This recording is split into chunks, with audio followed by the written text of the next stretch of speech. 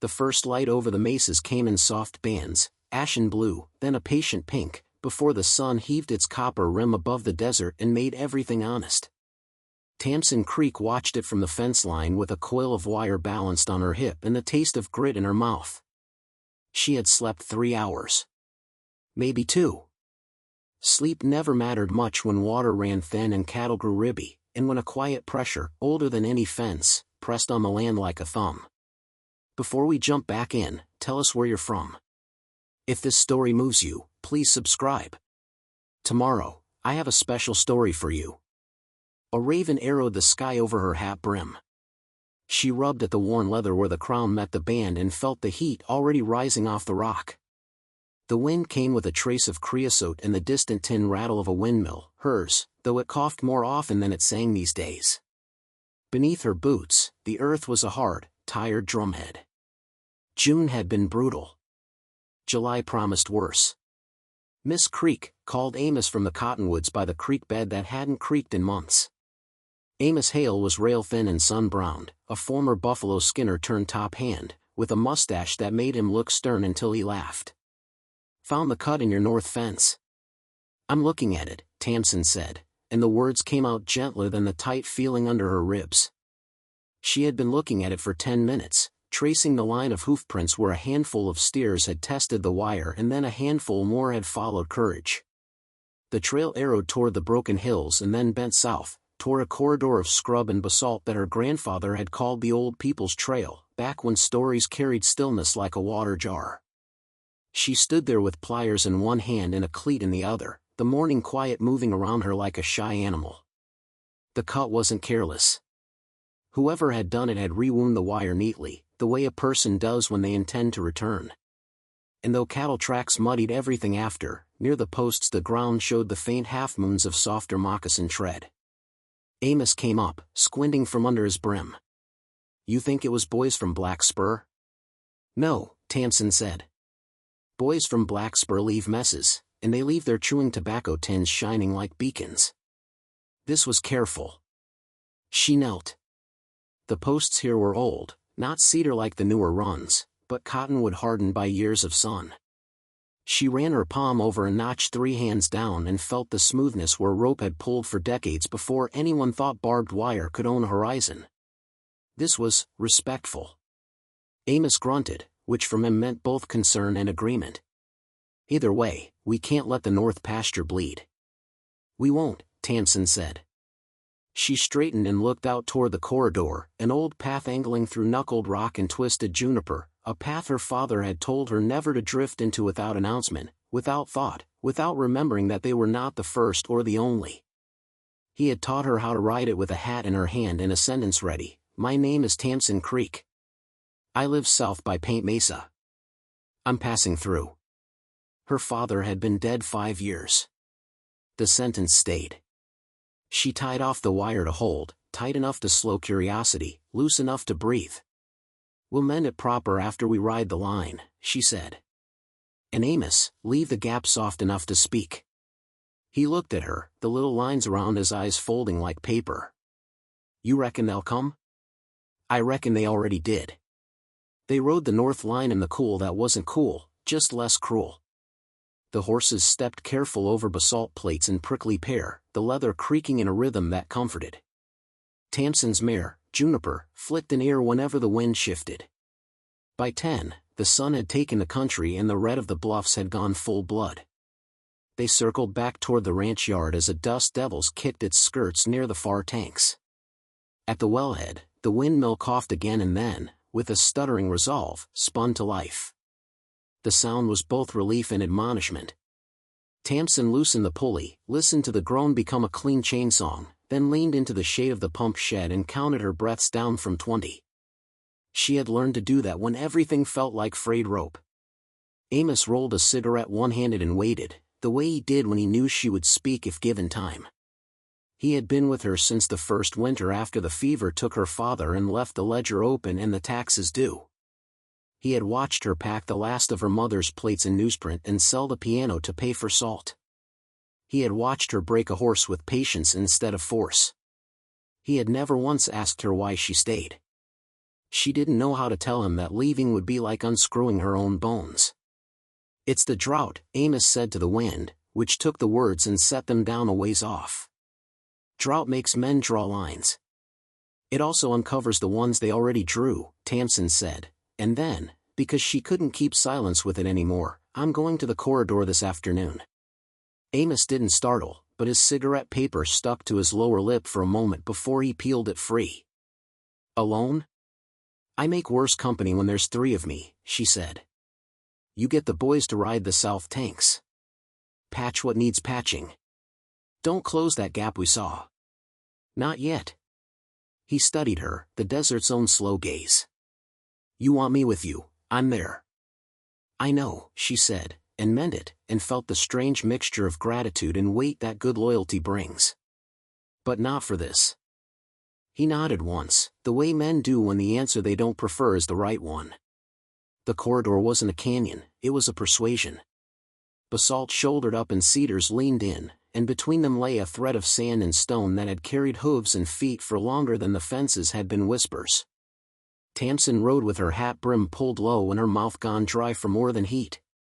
She dismounted where the juniper trunk twisted like a question and led Juniper the last 100 yards. At the narrowest point, someone had left a sign, a strand of yucca braided and hung low, an offering or a caution. Tamsin's father had taught her enough to recognize the courtesy in seeing it. She paused and touched the braid with the back of her knuckles, the way he had shown her, open-handed, unhurried. Then she cleared her throat and made her voice steady. "My name is Tamsin Creek," she said, in English, because that was all she owned. "I live south by Paint Mesa. I'm passing through." From the shade of the basalt, 2 figures stepped into the light. The first was a man of middle years, compact and unadorned, with eyes that had the directness of a hawk and hands that looked like they could tie a knot on a running horse. He wore a cotton shirt faded by sun and a vest that had known better days than today. His hair hung to his shoulders, bound back with a leather thong. Beside him, a young woman slightly shorter than Tamsin, with hair braided in 2 ropes and a gaze that contained both curiosity and command. The girl's dress moved like water around her legs. There was a string of white shell at her neck. Tamsin kept her hands low and her weight even. The man's face did not shift. "You speak for this land?" he asked at last, his English deliberate. "I speak for my herd and my fences and my well," Tamsin said. "I don't speak for the land. It never asked me to." The corner of the man's mouth ticked, not quite a smile and not. He tipped his chin toward the gap in the fence visible beyond the cedars. "You mended with kindness. Most men like they tie a man." "I can't drink wire," Tamsin said. "Neither can a horse." He considered that. Then he angled his head toward the young woman. "My daughter." His voice warmed with the word in a way Tamsin's bones recognized. "In our tongue, her name is like the word you use for dawn blooming on rock. Traders call me Ironwind. They say it easy. Sometimes too easy." Tamsin nodded to both of them, a nod she could have offered to a neighbor or to the sky. "I'm Tamsin." She wanted to add Creek but felt suddenly that names meant to carry water should be poured slow. The daughter studied her with an appraisal that made Tamsin straighten as if a hand had pressed between her shoulder blades. "Your fence crossed a path," the girl said. "It crossed a story. The old trail goes to a spring. Our grandmothers sang there. It is not for cutting." "I know," Tamsin said. "My father told me. The fence was built when he was sick. I did not watch close enough." The admission felt like slicing a palm to show you held no knife. "If you're going to the spring, I won't stop you. I came to say that out loud. I came to pass through right." The man, Ironwind, watched her, his hawk gaze shifting to check the spaces around them the way an old hand checks weather. "Drought makes people hurry," he said. "Hurry breaks things. We came to see if you were only hurry." Tamsin reached into her vest pocket, careful, slow. She withdrew a small coil of copper wire and a pair of fence staples and held them in her open palm like an offering. "I'll open the old trail right," she said. "We can weave the wire so cattle don't press and people can pass." I should have done it when the first post went in. She swallowed. There's a spring beyond? The one the map calls Ladder Spring? The daughter inclined her head. Your map calls it something. We don't call it that. The faintest smile touched the corner of her mouth. Ladder because the rock makes steps? Your people see with a need to name. That's true, Tamsin said, and felt the heat of shame on her neck and the warmth of being seen in her ribs, both at once. Will you show me how you want it? The weaving? Ironwind's eyes narrowed, not in anger but in measurement. The desert does not forgive talk that outpaces hands. He made a small motion with his chin to his daughter. The girl stepped 2 paces closer, then squatted and drew in the dust with a smooth stick, posts here, and the wire twisted thus, a loose figure 8 that would turn a cow and give a person's hip a place to slide. Tamsin watched like a student. Juniper flicked her tail and sighed. Tamsin realized she had been holding her breath and let it go. The spring, she asked, when the drawing was done and smoothed away with a sweep of the girl's palm. Is it running still? For now, the girl said. A slow mouth. Enough for a hand and a horse. Not more. Men on wagons have been taking water and leaving trash. Her jaw tightened around the word. They spit the spring like it is a spittoon. We cut your fence last night so my little brother could take water for our grandmother. He was careful. He wanted to be. Tamsin nodded. Something unclenched in her chest at the word careful, then clenched again at brother and grandmother. She thought of her own grandmother's shawl folded in a trunk and how she had cut the trunk straps when the bank agent came with his hat in his hands and his eyes not meeting hers. She thought of how grief creaks louder in heat. I'm sorry, she said, and meant it, and knew sorry could be a bandage or a weapon depending on who held it. If you tell me when you come, I can bring a donkey load to the trailhead. Less walking with weight. I can send Amos, or go myself. The girl's brows drew together in a way that made her look instantly younger and older. Why? Because I have a windmill and a well, Tamsin said simply. Because water is law long before law is written on paper. Because we don't last if we drink alone. Ironwind watched her for a long count of heartbeats. Then he nodded once. He said something low to his daughter. The girl listened and her mouth softened even as her eyes flicked toward Tamsin with a new thing in them, a kind of wary regard. Open the trail by sundown, Ironwind said. We will come tomorrow. Not many. We carry our story. We drink and we go. If what you say is true, there will be peace between fences. If what I say isn't true, Tamsin said quietly, what then? He didn't answer. He didn't need to. The desert had answered for him since before men wrote answers in ledgers. The young woman tilted her head, the shells at her throat catching sun. Nalin, she said finally, touching her chest. You can call me Nalin. Tamsin said again, and felt the name sit better this time, like it had found its weight. They left as they had arrived, quiet as a thought. Tamsin stood in the thin shade of a juniper until the heat pushed her back into motion. She set the fence to weaving the way Nalin had drawn it, working the barbed wire in and out with her gloves and her patience in her breath. She had learned you could rush a calf but not a knot. When she finished, the trail looked like something it had been all along and the fence looked less like a wall and more like a sentence that knew where to pause. She tested the give with her hip and smiled despite the sweat that stung her eyes. Juniper nickered softly at nothing and everything. The sun fell like a stone. Tamsin rode home with her shirt stuck to her back and the taste of metal in her mouth. She was thinking of Nalin's careful drawing when she saw the dust column on the eastern track, a tight plume that meant a faster horse, a rider who'd stopped being patient. She reined in by the cottonwoods, where the creek bed kept pretending to be a creek. Amos rode into the yard with his hat down and his horse lathered, even though Amos never lathered a horse unless the world was burning. Paxton Crow, he said without preamble, swinging down, tossing the reins forward so the horse could breathe. He's at the south fence, drunk on his own voice. He brought men from Black Spur. They've got rifles and the kind of smiles that don't mean anything good. Tamsin felt the world narrow to a line as fine as a strand of hair.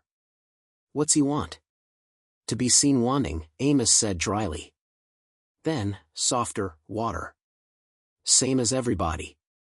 He says if you let Indians, he grimaced at the word like it was a mouthful of sand, drink at ladder, then he'll be bringing wagons.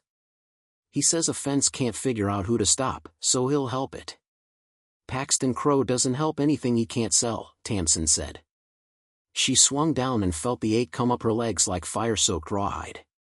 She laid a hand on Juniper's damp neck. Now then, said men left trash. He meant to be one of them. Amos's mustache twitched. He was bragging he'd cut your fence if the savages did it again. He spat into the dust, a clean arrow. He brought the sheriff, too, or what passes for sheriff when the county seat is 3 lazy rooms and a poker table. Sheriff didn't look right pleased to be there. Tamsin exhaled. Get the boys. No guns. Rope and shovels. Bring coffee. We're going to be polite in front of the law and steady in front of Paxton. You're not bringing your rifle? Amos asked, already moving. I am bringing my voice, Tamsin said. If it breaks, I will borrow yours. Amos glanced back with a sideways grin that made his mustache look like a hawk in flight. Yes, ma'am. They found them at the south fence near the broken cottonwoods, where the boundary followed a line of basalt and then gave up trying to be straight for a while. Paxton Crow looked like he had been poured into his vest and then left to dry. He had a face that sun had tried to cure and whiskey had tried to dissolve. He sat his horse like a man performing horse to an audience that had never met one, and he wore a blue silk cravat that turned the color of a bruise in the light. For men sat whose shoulders made right angles where better men had curves. The sheriff, a broad-hipped, middle-aged man with a receding hairline and the patient look of someone who had lost more poker hands than a reputation could survive, stood on the ground with his hat in his hands. Tamsin Creek, Paxton called as if announcing a parade float. I was just telling our elected representative here about the hazards of charity. Afternoon, Mr. Crow, Tamsin said. Sheriff. The sheriff nodded, grateful, the way men are when someone hands them a greeting to hold. Miss Creek. Boys. His gaze flicked to Amos and the 2 young hands, Nico and Eli, who had arrived with coils of rope and shovels slung like quiet intentions. We don't want trouble. Good, Tamsin said. I don't have time for it. Paxton's smile was all teeth. I hear you've been consorting with the locals. Making arrangements. Seems to me you'd want law present if you're negotiating with hostiles. Tamsin felt the inside of her cheek between her molars. She tasted copper. I opened a trail that had been used longer than any of our fences. People will pass where they always passed. That's not consorting. That's seeing. Paxton snorted. Seeing is dying, where they're concerned. Take a look, Sheriff. He gestured at a place where the fence had been cut and mended, the place she had woven loose on purpose. She's aiding them. That's accessory to theft, when the water's ours. The water is no one's, Tamsin said. We draw it for a time and we leave it for the next mouth. That's the only law that lasts. You breaking any county ordinances here, Miss Creek? The sheriff asked, weary. I'm fixing holes, Tamsin said. And making one hole. She pointed with her chin at the weaving. Cattle can't push it. People can pass. Paxton's horse champed its bit as if trying to spit the taste of him. My men will be watering at the spring, then, if that's your creed. His smile sharpened. We've got a wagon with barrels. Big ones. You know how men from the nation love water. We'll take a share. You'll take what a horse can drink at a mouth, Tamsin said quietly. Same as anyone. Not a barrel. The spring won't carry a barrel. Paxton wheeled his horse too tight and the animal snapped an ear back as if to say a word you couldn't print. Look here, Paxton said, drawing himself up in his saddle to the exact height of his importance. A woman spinning the world on her thumb. Sheriff, if you allow this, if you allow her to set precedent, by fall, Black Spur will be full of dead wives and missing stock and the schoolhouse will be teaching Apache to your children.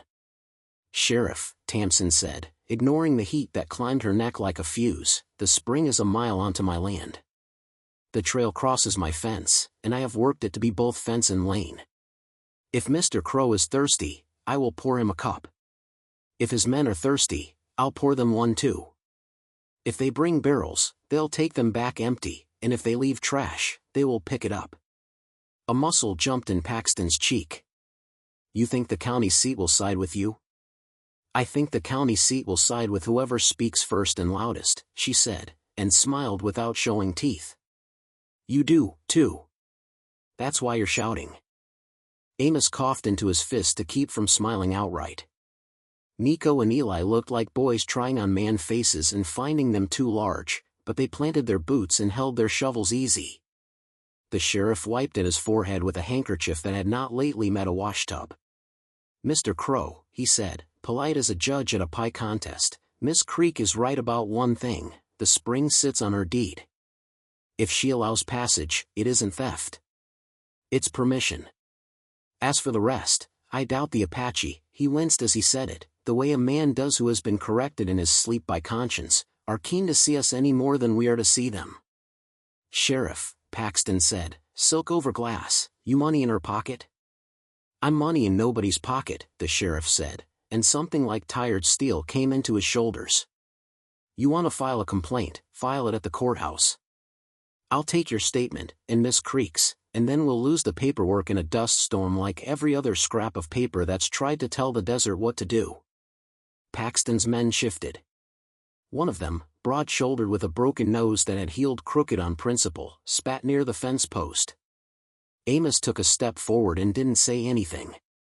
Sometimes not saying anything was the better threat. Paxton held Tamsin's gaze like a dog holds a bone he can't swallow. You'll regret this. I regret many things, Tamsin said. I try to choose them careful. When Paxton wheeled his horse to leave, the sun caught the blue of his cravat and made it the precise color of a bruise on a tender place. The sheriff tipped his hat to Tamsin with that small gratitude she recognized, gratitude for someone speaking plain when he could not. Then he trailed Paxton away, a man pulled between a job and a desert, which was no contest at all. They finished the day in heat that made the air hold its breath. Tamsin sat on her porch step with her boots off and her socks in her hands, her feet aching in the particular way that means you earned each ache. Amos joined her with 2 tin cups and a coffee pot that had seen more roads than most men. They drank in silence until the sky went hammered copper and the first evening bat wrote its letter in the air. You believe they'll come in the morning, Amos said. I do, Tamsin said. Iron Wind gave his word. He wouldn't have used his daughter's name to soften me if he meant to harden his own. And Paxton? Paxton will come because he doesn't know how not to, she said. But he won't come first. He'll try to arrive just late enough to make a scene. Amos's mustache tilted. You sound like a gambler. I sound like a woman who has had to learn men the way she learned calves, Tamsin said, and felt a small, surprised laugh climb out of her throat and survive the air. A coyote called from the dark line where the arroyos yawned. Somewhere to the west, a late train moaned at a crossing and then passed on, indifferent as a god. Get sleep, Amos said, rising. Even if it's only the kind you pretend while your eyes are open. Tamsin put her socks back on and her boots over them. You, too. She did sleep, in a way, a series of shallow ponds where her mind dipped and flitted and returned, watching the dark for hoofbeats. She dreamed a silver ladder rising out of a spring and her father's hand on the rung and Nalen's shell necklace ringing like rain on stone. When she woke, the room held that odd, expectant quiet that sometimes comes before dawn and sometimes, if you're unlucky, before news. Morning wore a cooler face for 15 blessed minutes. Tamsin saddled Juniper and tied 2 canvas water bags across the horn. She tucked a clean bandage roll and a small tin of ointment into her saddlebag, the way she did on days when the land felt like it might ask for more than apology. They met at the corridor as the sun sought up. Iron Wind came first, walking, with Nalen beside him and a boy of about 12 behind, leading a small, patient donkey whose ears made decisions of their own. The boy's left forearm was wrapped with a strip of cloth, stained through at the middle. Tamsin's chest went tight. She dismounted and stood a few paces away, open hands turned slightly outward. Morning. Iron Wind's chin tipped. Nalen's gaze flicked to the boy's arm and then to Tamsin's face like the rope between two fence posts. We didn't ask for help, Nalen said. I brought some anyway, Tamsin said. In case help doesn't ask first. She looked at the boy, then at Iron Wind. May I look? The boy's jaw set. He was at the age where being asked is insult and being ordered is war. Iron Wind said something short in a language, the tone both fond and firm.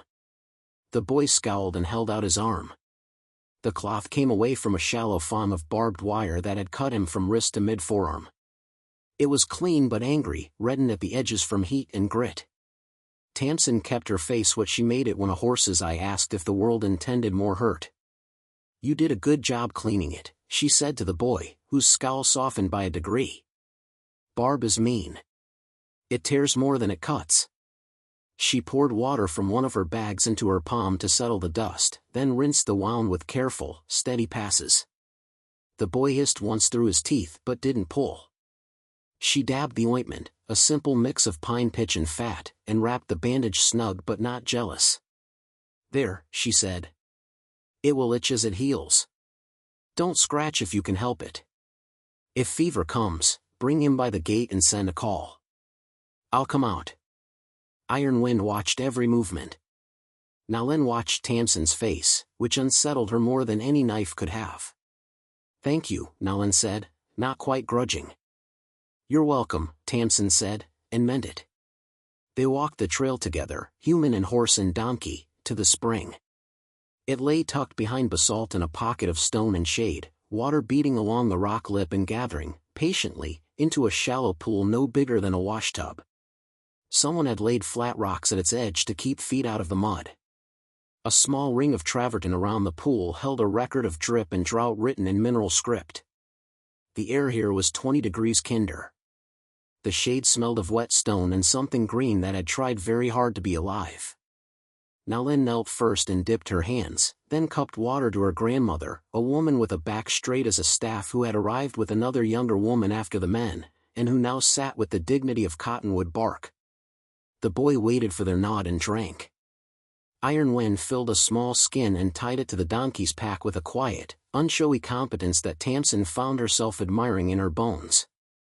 Tamsin hung back, not from lack of thirst but because thirst never outranks manners at a scarce table. She watched the water cling to Nalen's fingers and drop in silver threads. She watched the way Iron Wind tilted the skin to not steal more than a mouth. She watched the boy's expression unwrinkle by degrees as coolness moved through him. It was peaceful in the way a church is peaceful when nobody speaks. The peace changed when a shout cut the air apart. There they are. The word came from the juniper lip like a stone. Tamsin's gut found its old, unwelcome friend, the bottomless drop below anger. She didn't have to turn to know whose voice it was. Paxton's men made a certain sound when they believed their own story. The sound of triumph backed by ignorance, which is the loudest kind. Iron Wind's head angled, not like a man afraid but like a wolf who hears snow before it falls. Nalen's hand brushed the old woman's shoulder. The boy's jaw tightened until it might as well have been a rock. Stay by the pool, Tamsin said to Nalen, which was foolish as instructions go. People who know the land do not need a stranger's map, but she needed to say it to someone because the words steadied her hands. She stepped forward, palms out, voice pitched to carry without throwing. Morning, Mr. Crow, she said to the juniper. Mind the step. Paxton came into view with two of Black Spur's hard elbows at his back. The sheriff had not yet arrived. Paxton smiled like a man stepping onto a stage. Well. You brought a tea set? He swung his rifle down from his shoulder, not shouldering it. He wasn't that stupid or that angry yet, but cradling it like he might remember how to be both if asked. The rule we spoke of yesterday stands, Tamsin said. Mouths, not barrels. Leave your wagon on the road. Bring your hands in a cup. Paxton gestured. One of his men, the crooked nose from the fence line, tramped forward with a cask gripped in both paws. You going to stop me? He asked, with a smile that said he was only borrowing Paxton's mane, not making his own. "Yes," Tamsin said, and took a step to make her body say what her mouth had. The man moved like the kind of bull who learns slow. He angled toward the pool. The old woman looked at him and then at Tamsin and then at Nalen, and the look said all the things words cannot say when two kinds of law collide in one small place. "Put the cask down," Tamsin said. "Make me," he said, and gave the cask a little swaying lift to poetize the insult. It happened fast and simple. Tamsin didn't raise her voice. She stepped in, caught the man's wrist the way Amos had taught her to catch a kicking calf's hind leg, turned her hip, and let his momentum carry him into her shoulder. The cask flew and hit sand with a thud. The man landed hard enough to see a new universe. Tamsin took the cask by its rim and rolled it toward the basalt wall, not to break it but to get it away from the pool. Paxton laughed in surprise, then anger, then the particular bravado men carry for other men. "Girls got tricks," he said. "You going to wrangle all of us?" "If I have to," Tamsin said. Her hands were steady. Her mouth was dry. Her heart beat in two places, under her ribs and somewhere to her right where Nalen stood. Another voice came from the juniper, the sheriff, winded and exasperated. "Mr. Crow." For the love of, he skidded into the clearing, hat askew, eyes taking in scene and characters with the quick, despairing catalog of a man tallying debt. He looked at the old woman and his face changed subtly, as it does when a person recognizes a person, not a story. "Ma'am," he said, and meant it. Paxton gestured grandly at the pool. "Sheriff, catch your lob. This is a public spring." "It's not," Tamsin said calmly. "It's on my deed." "It was on the sky before it was on your paper," Nalen said, stepping forward, her voice even as a held blade. The sheriff put both hands up, palms out. "All right. No barrels. Mouths and cups, like the lady said. Mr. Crow, if you want to file, file. If you want water, kneel like a man with manners." Paxton looked like he had swallowed a nail sideways. He didn't kneel. One of his men did, though, because thirst is older than pride. He cupped water, drank, and something in his jaw loosened. He looked back at Paxton a little ashamed and a little not. The old woman watched with a kind of weary, weathered mercy that made Tamsin want to stand straighter.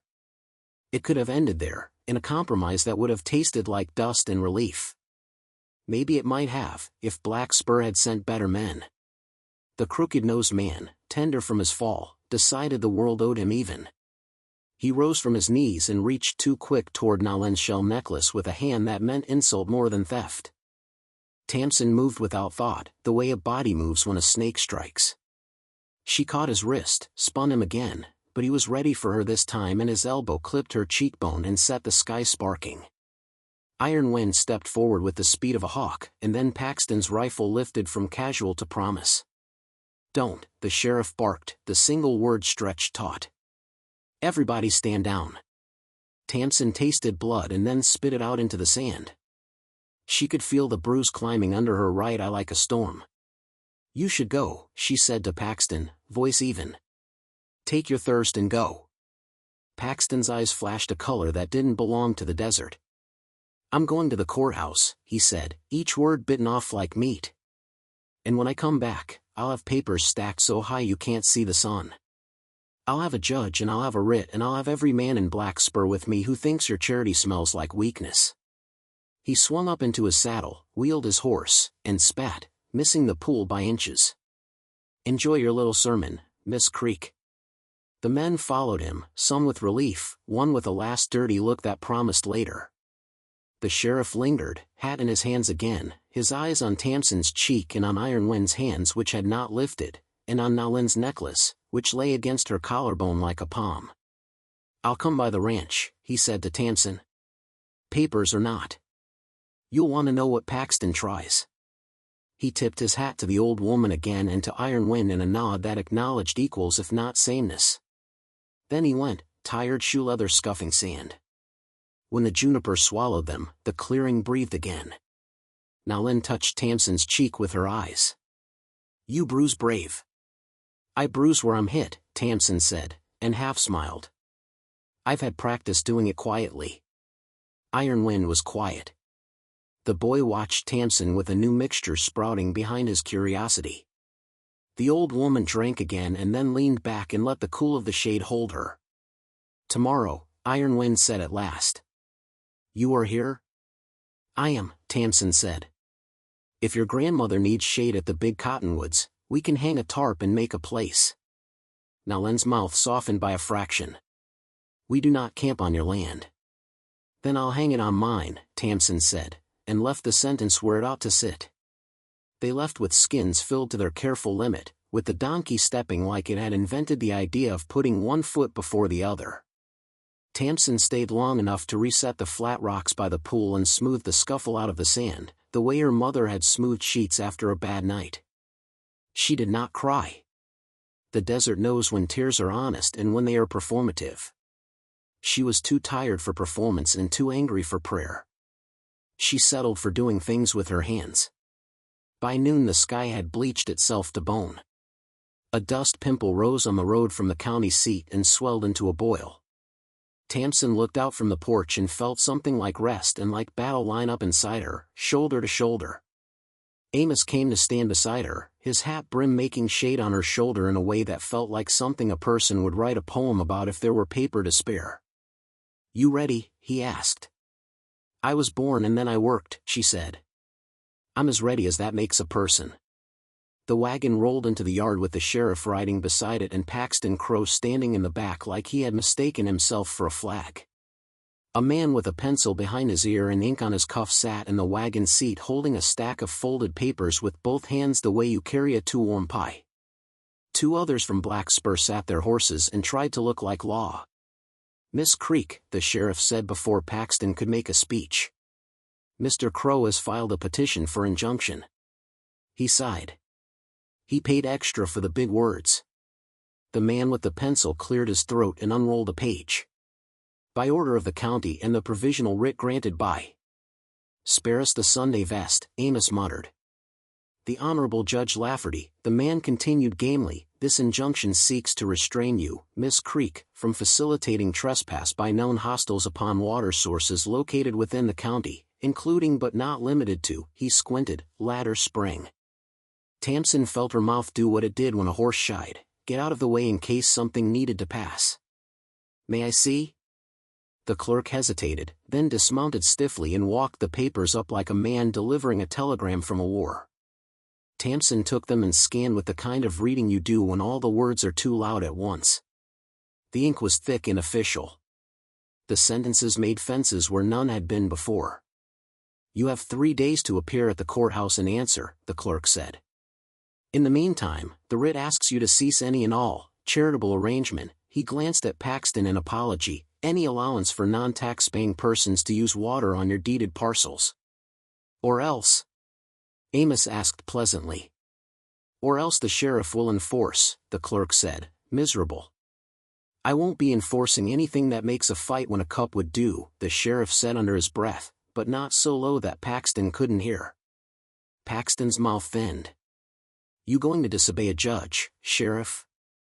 I'm going to not make a widow, the sheriff said, losing patience. Then to Tamsin, Miss Creek, you can come into town with me now, we can start untangling this. Or you can wait the 3 days and let Mr. Crow's friends get restless. Tamsin looked past the papers and saw the desert looking back, unblinking. She saw Nalen's careful drawing in the dust. She saw the old woman straight back. She saw the boy's scowl turn proud because his arm had been treated with dignity. She saw her father's hand placing a post and leaving a gap a horse could step through. I'll come now, she said. Amos, you mind the place. If Iron Wind comes, tell him I'll be back by sundown. If I'm not, tell him to cross anyway. Paxton's eyes glittered with the awful delight of men who believe mean outcomes are justice when they deliver them.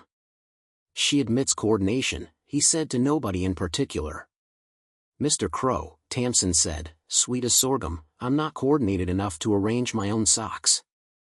But if you want to see coordination, you keep stepping in front of the people you owe cups to. He opened his mouth to answer, but the sheriff moved, and by moving, ended the conversation. "Let's ride," he said. The clerk climbed back into the wagon, shuffled his papers like prayers, and they rolled out. The courthouse was 3 rooms and a promise.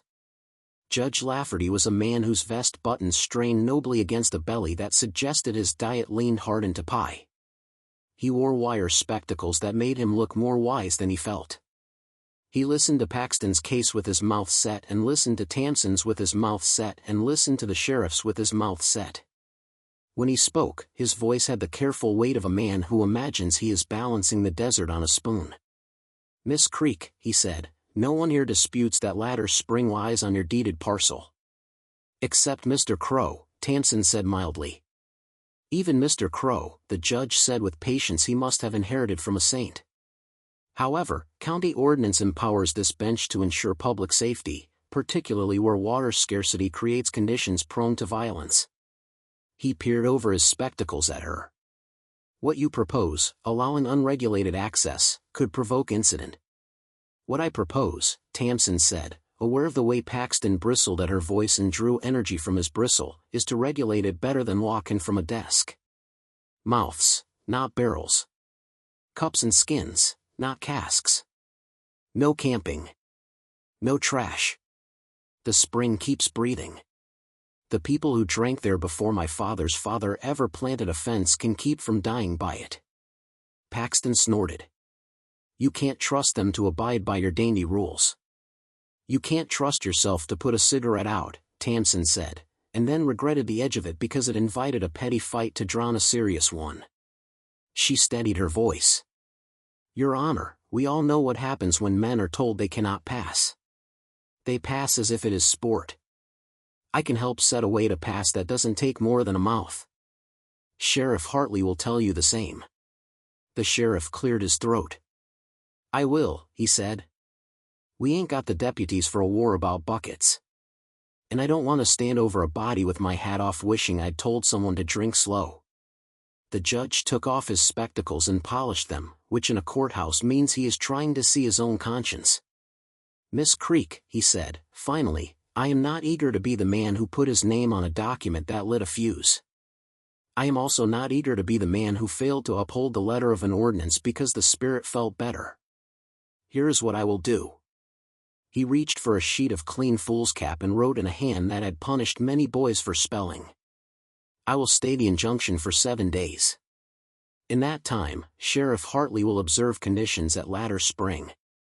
If there is no incident, no barrels, no trash, no trespass beyond the trail, you may continue as you propose, subject to review should circumstances change. If there is incident, I will make the injunction bite." Paxton sputtered. "You can't." "I can," the judge said. "And I did." He slid the paper toward the clerk. "Write it neat. Swear it. Seal it." He looked at Tamsin. "You're taking on a great deal of neighborliness, Miss Creek." "I can carry it," she said quietly.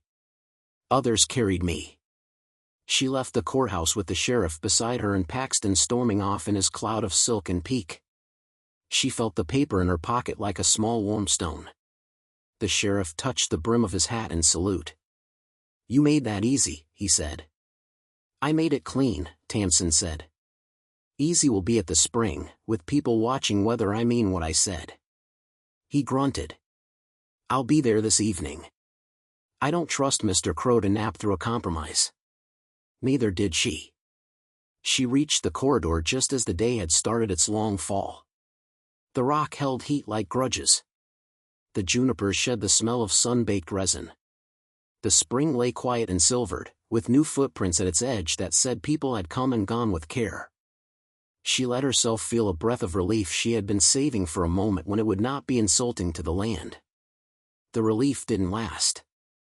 They came from both sides, Iron Wind and his people moving like a story unfolding on one edge of the clearing, and Paxton's men on the other, the crooked nose and 2 new faces and a third that made Tamsin's stomach step wrong, a young, narrow-eyed boy with a scar on his chin she had seen once in Black Spur throwing stones at a stray dog. The sheriff arrived winded again, hat in hand, cussing under his breath about being the desert's metronome. Iron Wind stopped at the line where shade turned to light. Nalin stood with him, her braid loose on one side and a new resolve fixed to her jaw. The old woman was not there today, for which Tamsin sent up a gratitude that felt like water. Iron Wind's gaze took in the sheriff, Paxton's faces, Tamsin's bruise. "You kept the trail," he said simply. "I did," Tamsin said. "And I brought a paper that says we can keep it a week if we keep it right." Paxton laughed, sharp as a broken plate. "Paper," he said, rolling the word like tobacco. "She thinks paper will save her throat." He pointed at Iron Wind with his chin, which is the rudest finger in the desert. "You get your drinks. Then you take your feet off this land." Iron Wind didn't honor the finger with anything that resembled recognition.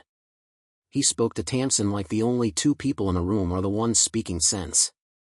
"There will be a dance in the canyon tonight. We will drink and we will go.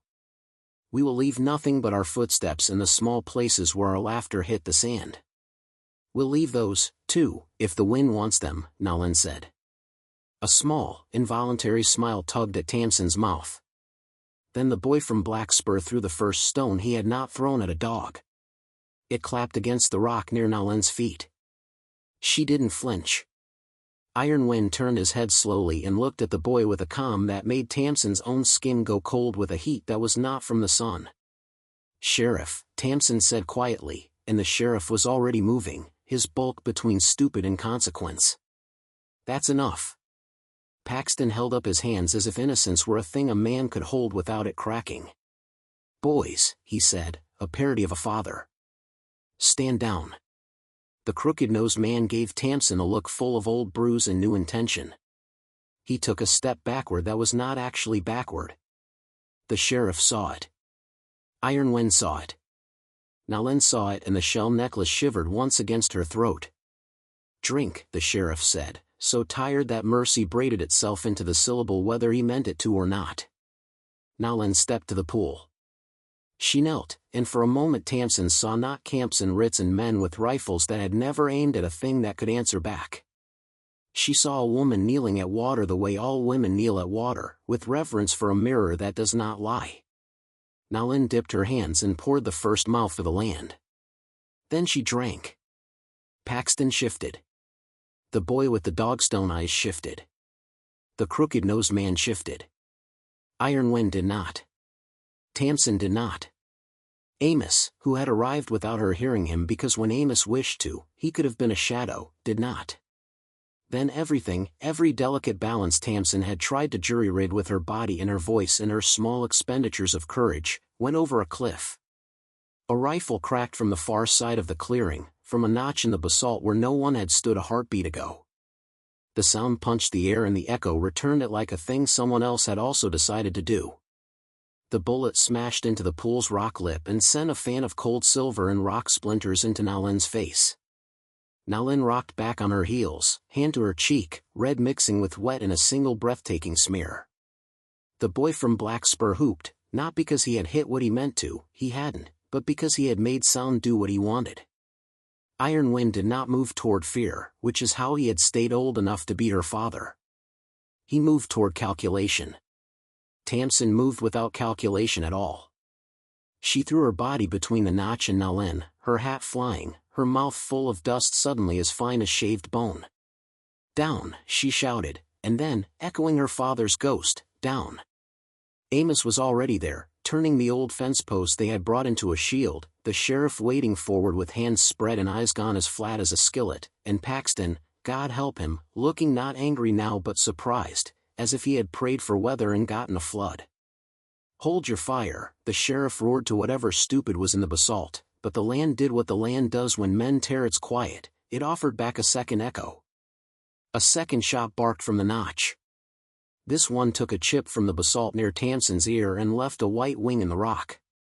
She felt the world contract to a breath and then expand to a century. She felt Nalin's fingers like bird bones on her forearm. She felt the thin heat of blood where a rock had kissed skin. She felt the ground's old, tired patience underneath it all, waiting to see who would be worthy of carrying days forward.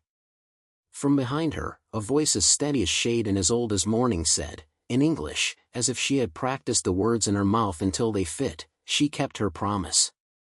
The clearing stopped. Even the juniper held its breath. Ironwind looked at his daughter and then at Tamsin and then at the Notch. The sheriff looked at everybody at once, which is how sheriffs die when they do.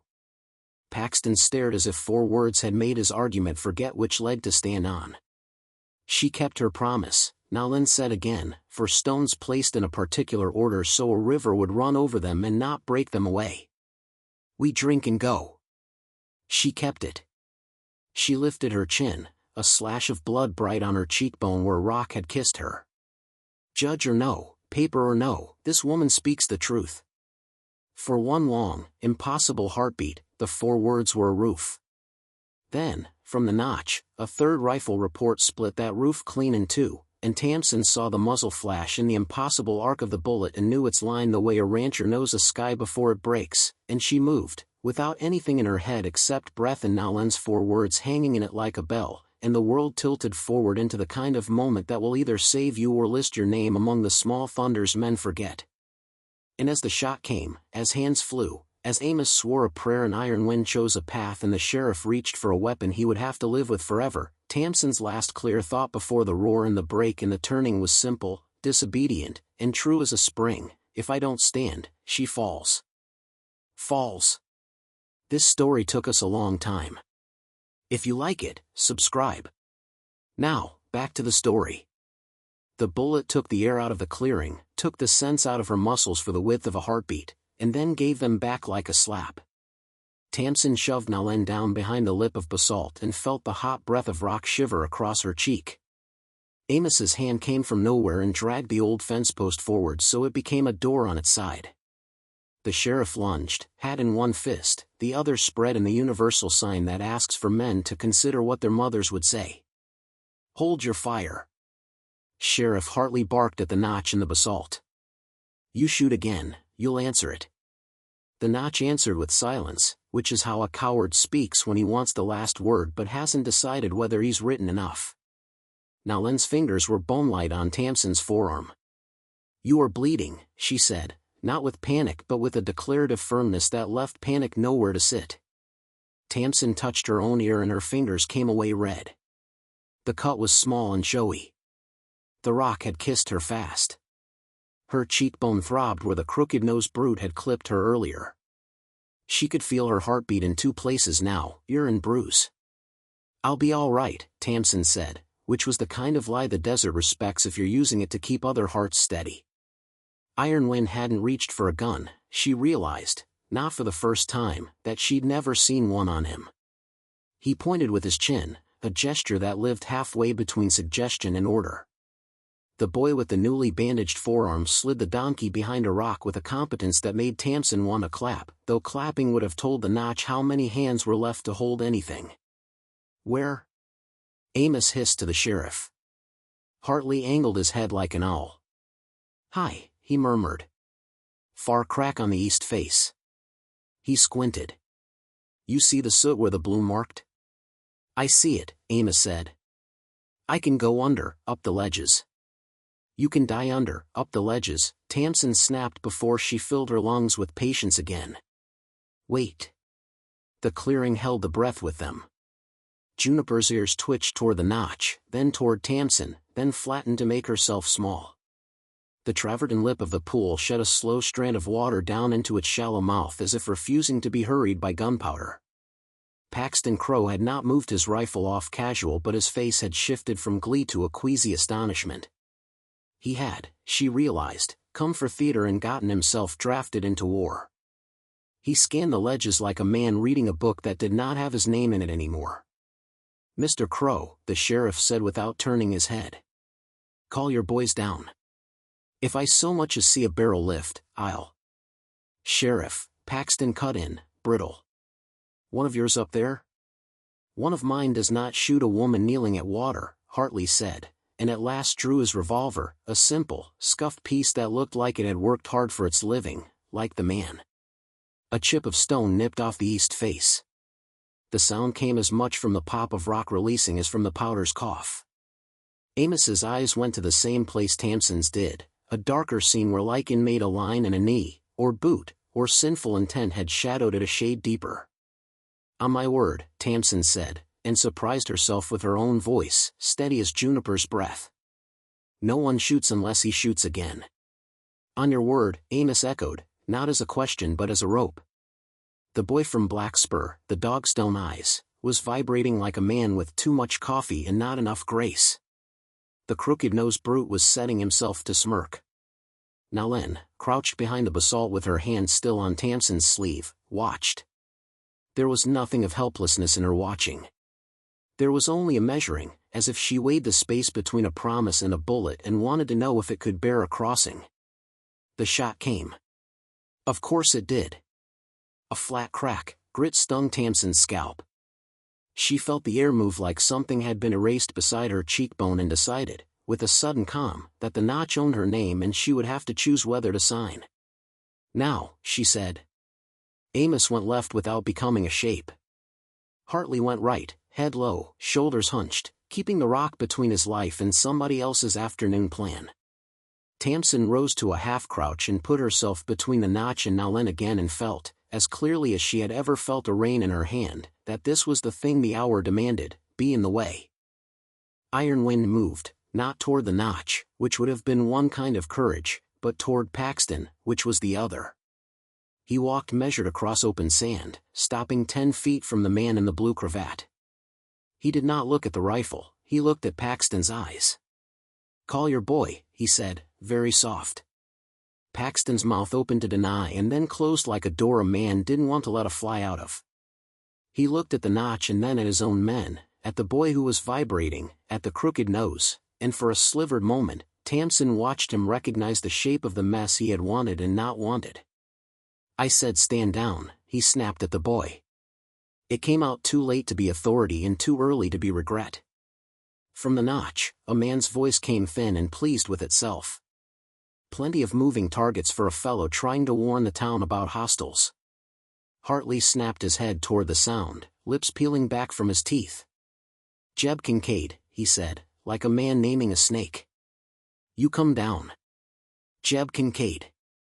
Tamsin knew the name the way you know the name of a thorn that finds the same part of your leg every season. He'd bounced around Black Spur work crews like a bad penny, always under somebody meaner who liked that Jeb never asked to be paid promptly if he got to scare things for free. "Can't," Jeb called. "I'm pinned by the law." He laughed, and the laugh told her he was lying. "You go on and fetch a federal man if you want me. County boys don't scare me no more." "Then this will have to," Amos said from somewhere above Jeb's voice, and the next sound was a grunt, a scuffle, a scraping slide, and the heavy, considerate thud of a body meeting the ledge on its way to the ground. Jeb came down like a bag of tools. Amos followed, slower, his boots finding every place the rock would bear. He had his rope in his hand and Jeb's wrists already remembered it. Hartley was there before the dust settled, cuff ready. "You're under arrest for discharge of a firearm with intent to maim, for reckless endangerment, and for plain damn common stupidity," he said, and snapped the iron shut. "You think the judge needs law to tell him those words?" Jeb spat grit and blood onto the sand. He cut his eyes at Paxton, just a quick hot flick, and in that glance Tamsin heard the whole stupid arrangement, make a mess. Blame the Apache. Win the paper war before the water runs out. Paxton saw what she saw. He also saw Hartley's hand on Jeb's collar and the sheriff's patience melt into something that glowed. He made the choice of a man who wants to live to be awful again. He stepped back and lifted both hands as if surrender were a sport. "That man doesn't work for me," he said. "You all heard him say county boys don't scare him. I'm an upstanding citizen witnessing a crime." "You are a man who brought tinder to where sparks were," Ironwind said. "Sheriff," Tamsin said, quiet. "Let's get him out." She meant Jeb. She meant the bullet. She meant the idea that a shot, once fired, demanded more of them than water ever would. Hartley hauled Jeb to his feet and turned him toward the trail with a grip that did not do a lot of ceremony. "You're going to walk that trail with your mouth shut," he said in Jeb's ear, clear enough for the clearing to hear. "If I hear a syllable, it better be an apology." Jeb smiled a small animal smile that promises nothing. "Sorry," he said, which was not one. Amos had his rope in his hands but his eyes were on Tamsin. He arched his brows just a little. "You all right?" She nodded once. The ear had stopped weeping.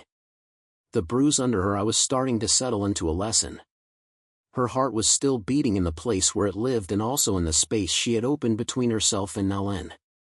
She let herself be glad that both drums kept time with each other.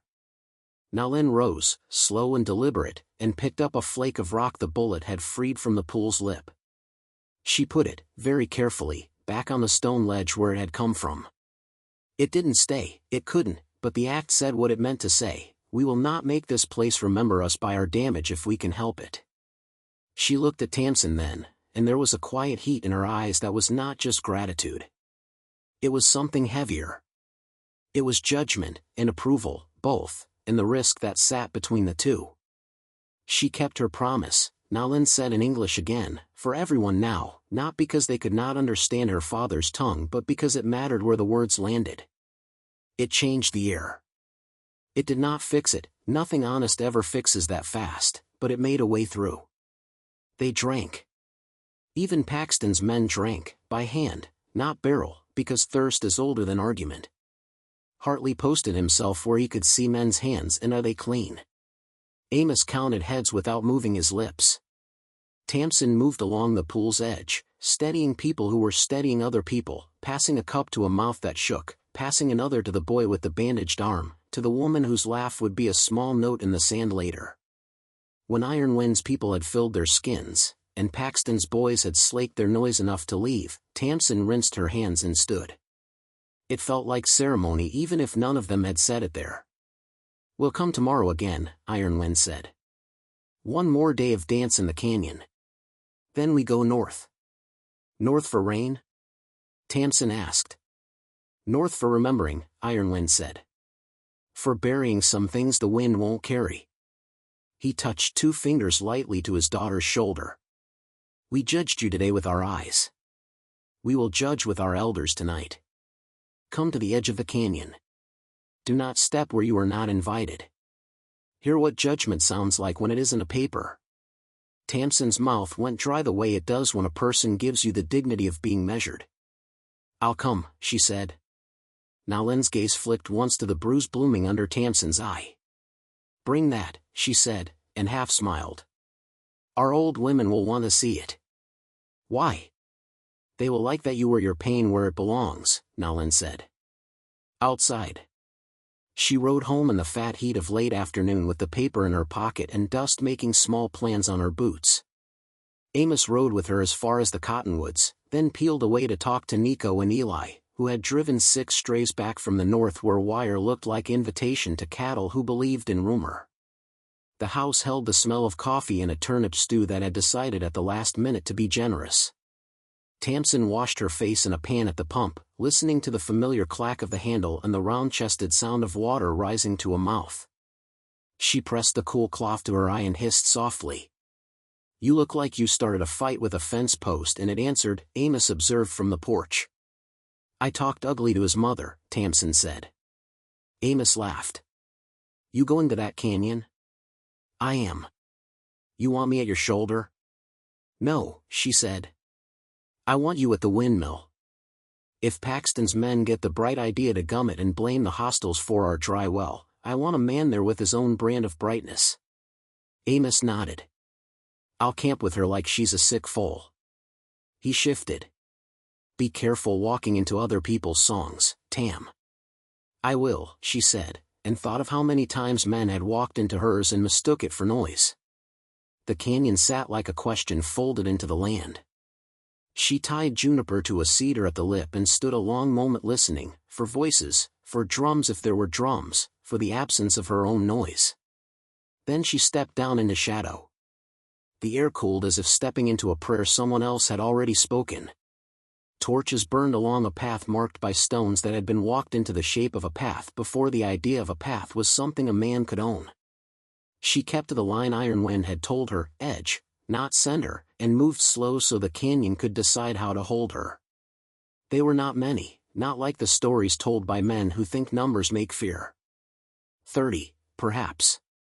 40. Children who watched and did not look away.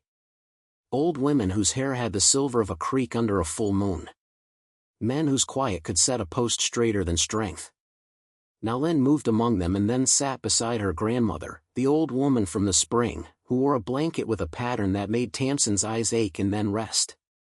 Ironwind stood and spoke for a long time in his own language. Tamsin didn't ask the words to become English. She watched the cadence. She watched where eyes went, to Nalin, sometimes. To the old woman. Once, to her, the outsider with the bruise whose hat was in her hands and whose mouth had chosen not to be first. At last, the old woman rose. She stepped so lightly it made Tamsin's arms prick, because lightness is not what age gives most people. She took the shell necklace from Nalin's throat and held it up where the torchlight could put fire into it. She spoke for a while, voice high and rasped by time, and then she turned to Tamsin and spoke 3 words in English Tamsin could not have expected and would not forget if she had to forget her own hands. "Are you thirsty?" Tamsin's throat went hot and then obedient. She swallowed. "Yes," she said. The old woman nodded, turned to a girl by the fire, took a tin cup, and walked it, without decoration, to Tamsin, who held it like a sacrament without the reasons. The water was cool and tasted like stone and something small and green. She drank once and then, remembering everything that mattered, tilted the cup a fraction so a mouth that wasn't hers could come next if it needed. The old woman's eyes glinted. She took the cup back and returned to her place. Ironwind spoke again. When he finished, a young man with a scar along his jaw stood and spoke and pointed, not with a finger, but with a word that Tamsin understood to be fence. He pointed to his own chest when he said it and then to the sky. Another woman spoke about the windmill. Tamsin recognized the tilt of her hand when she minded the blades catching. The sheriff would have laughed softly and said the word committee. This was not a committee. This was a circle that was also a thread, and Tamsin could feel it being thrown around her, not as a noose but as a promise it would be work to keep. When they were finished speaking, Ironwind raised his palm. He turned to Tamsin and translated not the words but the meaning. "We judge until we do not need to judge," he said. "Our old women say you carry your water with your head up. They like that your bruises are on the side facing men. They tell me to tell you, keep your fence like a skirt, loose enough to move, tight enough that nobody mistakes you." Tamsin swallowed a laugh that would have been a sob if it had been any wiser. "Also as they say." Nalin spoke then, and she pointed not at Tamsin but at the place in the canyon where the song had gathered most closely. Ironwind listened and nodded. He seemed to be negotiating with air. Finally, he turned back to Tamsin. "My daughter says time comes when a hand speaks louder than a mouth," he said. "We will share a thing with you that is not ours to give forever but is ours to lend if you keep it like you kept the trail. Come." He led her along the path to a side alcove. The torchlight lit up the rock and made the mineral veins look like rivers in a map someone old and kind had drawn. At the back of the alcove, tucked behind a curtain of cedar boughs, the sound of water said a small patient yes. "Another spring," Tamsin breathed. Ironwind shook his head. "Not spring," he said. "Place where water remembers to come when the wind goes north. It is deeper in the dry months. You cannot take barrels from here. Only skins. Not for your herd. 4 mouths. For your old and your babies." He met her eyes and it was like looking over a rim at something nobody owns. "If you keep the main spring safe for us, we will let you know this one. This is judgment tonight. Not words on paper. This is the side of our scale." Tamsin's chest felt like Juniper's flanks after a long climb.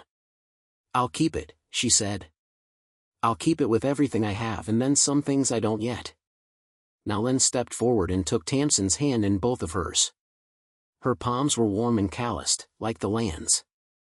"If you break it," she said, "you will not need our judgment. Your own will burn you." "I know," Tamsin said, and that was the truest thing she had thought since the sun came up. They danced. Not for her, not with her. Tamsin stood at the edge, hat in hands, and watched a dance that was less about steps than about remembering which direction a heart should face when it calls a season. The drums were low. The singing was not the singing of men with pride to fix. It moved like a creek through stones. She did not belong. She did not want to. The chasm between belonging and witness felt like a table laid correctly. When she left, the stars were assertive and the breeze had come up to tell the torches they had done enough for tonight. Iron Wind walked with her as far as the lip. Nalin walked the rest of the way to Juniper and touched the mare's neck with fingers that made Juniper blow soft and nod. "We will come in the morning," Nalin said. "In the next. Then we go." "I'll be there," Tamsin said. "If Paxton comes, I'll be there louder." Nalin's smile was the corner of a stone warmed all day that remembers heat respectfully. "Louder," she repeated, and then, "Teach me that turn you did with the man holding the cask." "Tomorrow," Tamsin said. "When we're not standing in a place that should not have to remember my tricks." Nalin nodded. "Good." She lifted a hand in parting and then stepped back into the canyon's throat and was gone like a word that echoes twice and then makes itself into silence. Tamsin didn't sleep so much as she drifted. Amos's lantern glowed from the windmill's base like an eye that understood responsibility. Coyotes sang a several-part argument over by the arroyos. Somewhere, a cow lowed in her sleep like she was writing a letter to a calf that had not yet learned how to answer. At first light, she was in the yard with coffee in her cup and sand on her tongue. Amos stumped up from the windmill, hair pointing in all the directions that camp sleep points a man, and took the tin like it was the day's first blessing. "Any trouble?" she asked. "Couple of figures out by the far fence," he said. They saw the lantern and remembered they had somewhere more important to be. He sipped. "You?" She told him about the canyon. About the second water. About the judgment that wasn't a hammer but weighed more. Amos listened the way he did when he was equal parts proud and worried. "That's a rope you want to coil clean," he said. "Paxton gets a whiff you've got other water, he'll be at our gate with a map and a shovel and him." "I'll die before I tell him," Tamsin said simply, and because the desert likes a person who says the thing he can't yet prove, the wind picked up just enough to agree.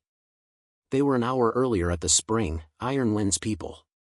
The boy with the bandage showed it to her again and she peeled it back and sked in satisfaction because it was doing what a body does when it's had hands on it that don't lie. The old woman was not with them, her absence settled like shade a tree had taken with it. The sheriff arrived a few minutes later and, wonder of wonders, he wasn't winded. He'd come early and slow and had a face like a man who'd been thinking about the word injunction until even the J got tired. "Judge wants a day 3 report by tomorrow," he said. "I told him my report's a cup that keeps getting filled and it ain't spilled yet." "Tell him to come drink himself," Tamsin said. "I might," Hartley murmured. Paxton did not come that morning, which worried her more than if he had, like when a rattler goes quiet and you start measuring grass instead of noise. One of his men did, though, not the crooked nose, the other, with a hat brim greased into submission and a wariness that looked like a man who had learned to be against things because it kept him from being for the wrong ones. He knelt, drank, nodded once to her in a gesture that might, if watered correctly, grow into courtesy, and left.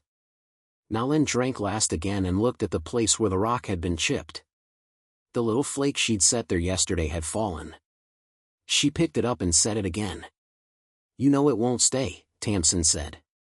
"Things do not have to stay to mean," Nalin said, and the words landed in Tamsin's chest and sorted some of the junk mail into piles she could finally throw away. "You said you'd teach me the turn," Nalin added. "For men who grab at things that are not theirs." Tamsin stepped into the sand and Nalin stepped opposite. They moved slow as if teaching a colt not to fear a rope. "It's not strength," Tamsin said. "It's patience, and using his hurry against him." She reached for Nalin's wrist in slow motion and showed how a thumb becomes a hinge and then an unfastening. Nalin tried it on her. Tamsin's body went along of its own accord because this was not a fight, it was the rehearsal that keeps fights smaller when they arrive uninvited. When they finished, Nalin lifted a brow. "You would have made a good auntie." "I had a good one," Tamsin said, and then smiled at how the desert had allowed that tiny flash of memory to exist without charging her attacks. Midday heat did what midday heat is obliged to do. Tamsin fixed a cracked board on the small corral where the horses turned their boredom into ideas, then walked the fence above the arroyo and found a place where wire had sagged as if it needed time to consider its life. She tightened it with the steady patient heave of a woman who had learned that most problems yield to repetition and breath. She heard the riders before she saw them. Not Paxton. Different cadence. She squatted and watched the dust line come and found she had bitten the inside of her cheek nearly raw before she recognized Judge Lafferty's borrowed bay riding out front, with Hartley's deputy, a boy with hopeful hair and an uncertain mustache, beside him. The judge dismounted in her yard with the heavy grace of a man who had spent most of his life teaching his knees about chairs. He doffed his hat and held it to his belly. "Miss Creek," he said. "I have come to observe." He paused, then added, with a frankness that made her want to trust him against her better habits, "also, to keep a man named Paxton from telling my pen what it wants to write." "You came at noon," Tamsin said. "Brave." He looked at the sun like it had tricked him. "My wife says I am pig-headed, not brave. Either way, if we're to observe, we should get on it before my hat cooks my hair." They rode to the spring together, the judge, the deputy, Tamsin, and Amos, who had appeared without ceremony from the windmill shade. The judge listened with his eyes, which is not a thing all men remember to bring to listening. He watched Nalin drink and carry water to the old woman who had come today, step by straight-back step. He watched Iron Wind tilt skins until they were just silly with politeness. He watched Tamsin intercept a man who thought a cup could become a cask if he believed hard enough, and watched her say no with a spine that any authority worth the name should want to adopt. He made a sound low in his throat that might have been an amen not covered by his church. "Well," he said at last. "Sheriff told me, but telling is not seeing. I will write that you have turned a place into a rule without making it a law, which is a thing I wish we taught more and wrote less." He put his hat back on in a gesture that had about it the solemnity of a verdict. "If Paxton doesn't like that, he can come observe too, and we will see if the sun cures him of some of his talking." Nalin drew near at the edge of this and looked past the judge to Tamsin as if to ask whether this man was the kind of paper that made fences at all the wrong places. Tamsin tilted her hand a fraction, the way the old women had done with the cup last night. "Enough," she meant. "Enough to be useful. Not enough to drink us dry." The judge caught the exchange and did not look offended. He looked, instead, as if he had just realized there was a whole other alphabet in the world and he had only been taught 4 letters. They were turning toward their horses when a rifle cracked from the far ridge. No warning. No preamble. No notch. The sound lifted the skin on Tamsin's arms and took all the water out of her mouth in one clean theft. She whirled. Nalin was already moving. Iron Wind not moving was a choice as loud as any run. The bullet struck the windmill. It hit the blade at the top of its slow friendly turn and threw a scream through the air that made Tamsin's teeth ache. Iron sang, a blind, outraged animal sound. The blade spun like a gambler who'd lost everything and hadn't noticed yet. Wood splintered. The rod juddered. The whole structure shivered as if trying to hop out of itself. "Windmill!" Amos shouted, and was already running. Tamsin ran too, and the judge ran, which surprised his knees and his hat and the deputy who had been born with a piece of paper stitched to his sleeve. Iron Wind's boy clapped his hand over his bandage and watched them with an ache in his face Tamsin recognized, the ache of men who love machines enough to be hurt when somebody hurts them. They pounded into the yard breathless. The windmill leaned like an old man who had promised to stand a little longer than his bones preferred. The shot had taken a chunk from the main vein and jammed the swivel. The brake had come half on, half off, worst of all choices. "Hold," Amos said to nobody human, and went up the ladder like a man who had forgotten fear as a hobby. Tamsin grabbed the brake rope and hauled it, the handle fought like a horse that didn't know you yet. She dug her boots in the dirt and felt it give 1 inch and then another. "Keep it," Amos called from above, voice thin with altitude. "I'll free the swivel." The judge fetched rope from the wagon without being asked, The deputy caught the end and made a hitch that would have embarrassed a rabbit. Nalin, who had run with them without asking if she should, took the rope from his hands, undid his work gently, and made a loop that would hold a river. She passed it to Tamsin, who looped it over the brake arm and tied off on the post. The windmill groaned again. Amos swore in a language old women would have forgiven and wrenched the jam free. The blades spun once, caught, and stopped. Silence came down like a mercy large enough to sit in. Tamsin's hands shook. She didn't realize it until Nalin touched her wrist and the sheikh, embarrassed, stopped to see who had noticed. Shot from the ridge, Hartley panted, arriving with evidence in his face because he'd run farther than his legs preferred. Not the notch. He squinted up at the wheel. You two held that like it wanted to be held. We've had practice, Tamsin said, and felt the laugh scrabble in her throat and then find a perch. The deputy stood with his hat in his hands like a man in church who had arrived by accident. Judge, he said, voice small in the big day. Mr. Crow asked me to bring you this if we encountered any. He floundered, developments. He held up a folded paper as if it might absolutely cure or absolutely cause whatever was next. The judge did not take it. Put it back in your pocket, Walt, he said, tidy as a barber. It'll keep. He turned to Tamsin. You have enemies plural. I have thirst, Tamsin said. It brings company. They fixed the vein as best they could with a length of cedar and a line of wire. It was ugly. It would hold. The wind crept up in the evening like a contrite husband and turned the blades with a politeness that made Tamsin suspicious and grateful at once. She went in to wash and came out to find Iron Wind at the edge of the yard. He did not step onto the packed house ground. She realized that he had not done so once, only waited where the wild grass dared the fence line. Nalin stood slightly behind him, and the boy with the bandage held the donkey's lead and looked like a person who had been allowed to hold one corner of an important cloth. We heard the iron scream, Ironwind said. We came to see if it died. It lives. Tamsin lifted her hand slightly toward the windmill, and the windmill, like a woman paying a compliment, lifted its song in answer. She told him about the ridge. About the judge. About the deputy's pocket and the paper in it. We will not come in the morning, Ironwind said when she had finished. We will come after the sun is higher. There is something on the ridge that wants to see you bows when it comes early. I'll be there, Tamsin said. With rope and a shovel and every kind of stubbornness I own. Nalin regarded the windmill long and at last allowed herself to smile at it. It looks ugly now, she said. I've known a lot of good ugly, Tamsin said. Me too, Nalin said, and the smile moved to her eyes and stayed. That night, the sheriff sent 2 men to sit the far ridge. They were quiet men. One was the kind who still said ma'am even to women who had given him reason not to. The other carried a harmonica he promised not to play. Amos slept in a chair he made look like a mistake.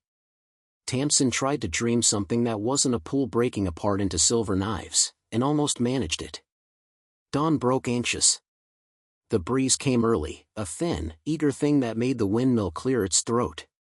The yard smelled of coffee and wood that wanted to be something other than a fence. Tamsin saddled Juniper and headed for the corridor with the creeping sense that the day had already decided its terms without her. She saw the smoke from a long way off. Not the lazy flat of cook fire smoke. A torn, gray column the wind kept under its thumb and then suddenly let go, so it jumped. Her body moved before her mind caught up. She spurred Juniper with an apology and rode, the world flickering past in little strips, cedar, basalt, sand, another cedar, a flash of Nalin's shell necklace at the edge of a vision that wasn't here and was also always here. The smoke had a smell she hated and loved, green when it should be wood, sweet when it should be respect. Fire. The canyon's mouth was a hinge of light and shade. People moved within it. The old women were not running because old women do not run when what is needed is steadiness. The young men and the children moved like water when a skin breaks. Ironwind stood with his hand on the rock like it had a pulse. Nalin stood in front of her grandmother, head high, eyes doing the work of 10 hands. On the ridge above them, on the shale slope that fed the canyon's belly, fire walked. It walked like a man who had been shown the way. It came in tongues that tasted what they were given. It had started in 2 places, the kind of thing lightning had less sense than to do, and had found the dry grass men had failed to pull and the cedar duff men had not respected, and was now thinking about making a person of itself. Who said it? Tamsin said, though she knew by the way the wind grabbed her hat brim and tried it on for size that the answer would not help her put it out.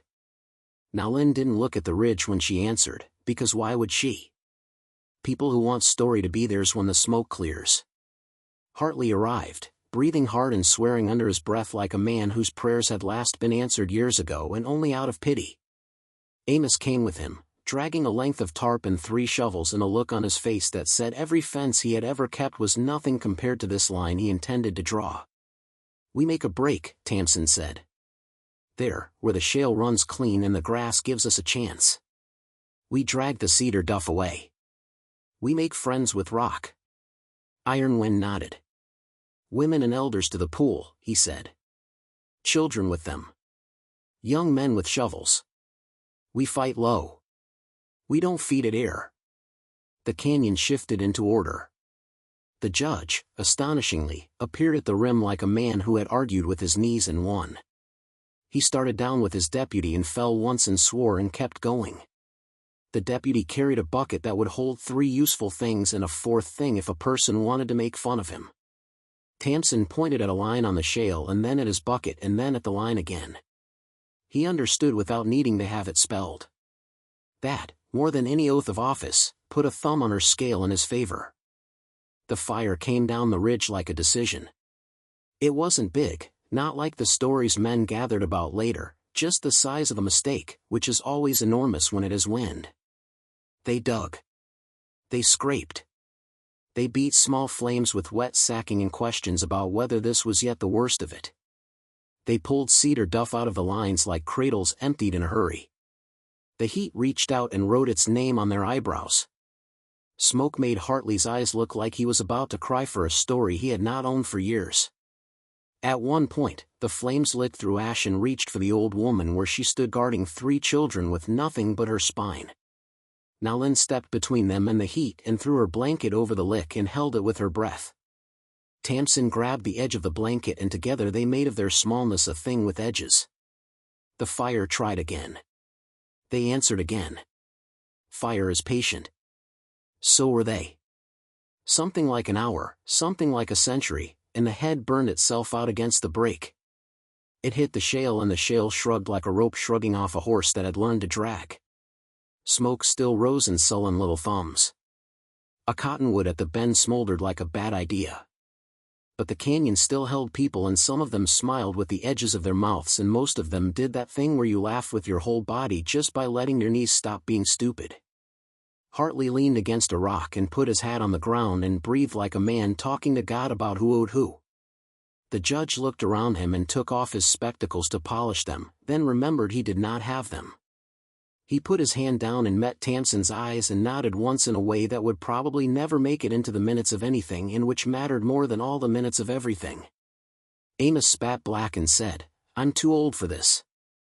"You're too old for Paxton," Tamsin said. "You're just the right age for fire." Iron Wind stepped to the edge of the black and put his hand out. He did not touch the ash. He did not have to. "This was sent," he said. It came like a letter folded wrong. Hartley's mouth tightened. "I'll have men on the ridge for a week. The jail's open if the fool who lit it decides to stop making himself feel brave from behind a bush."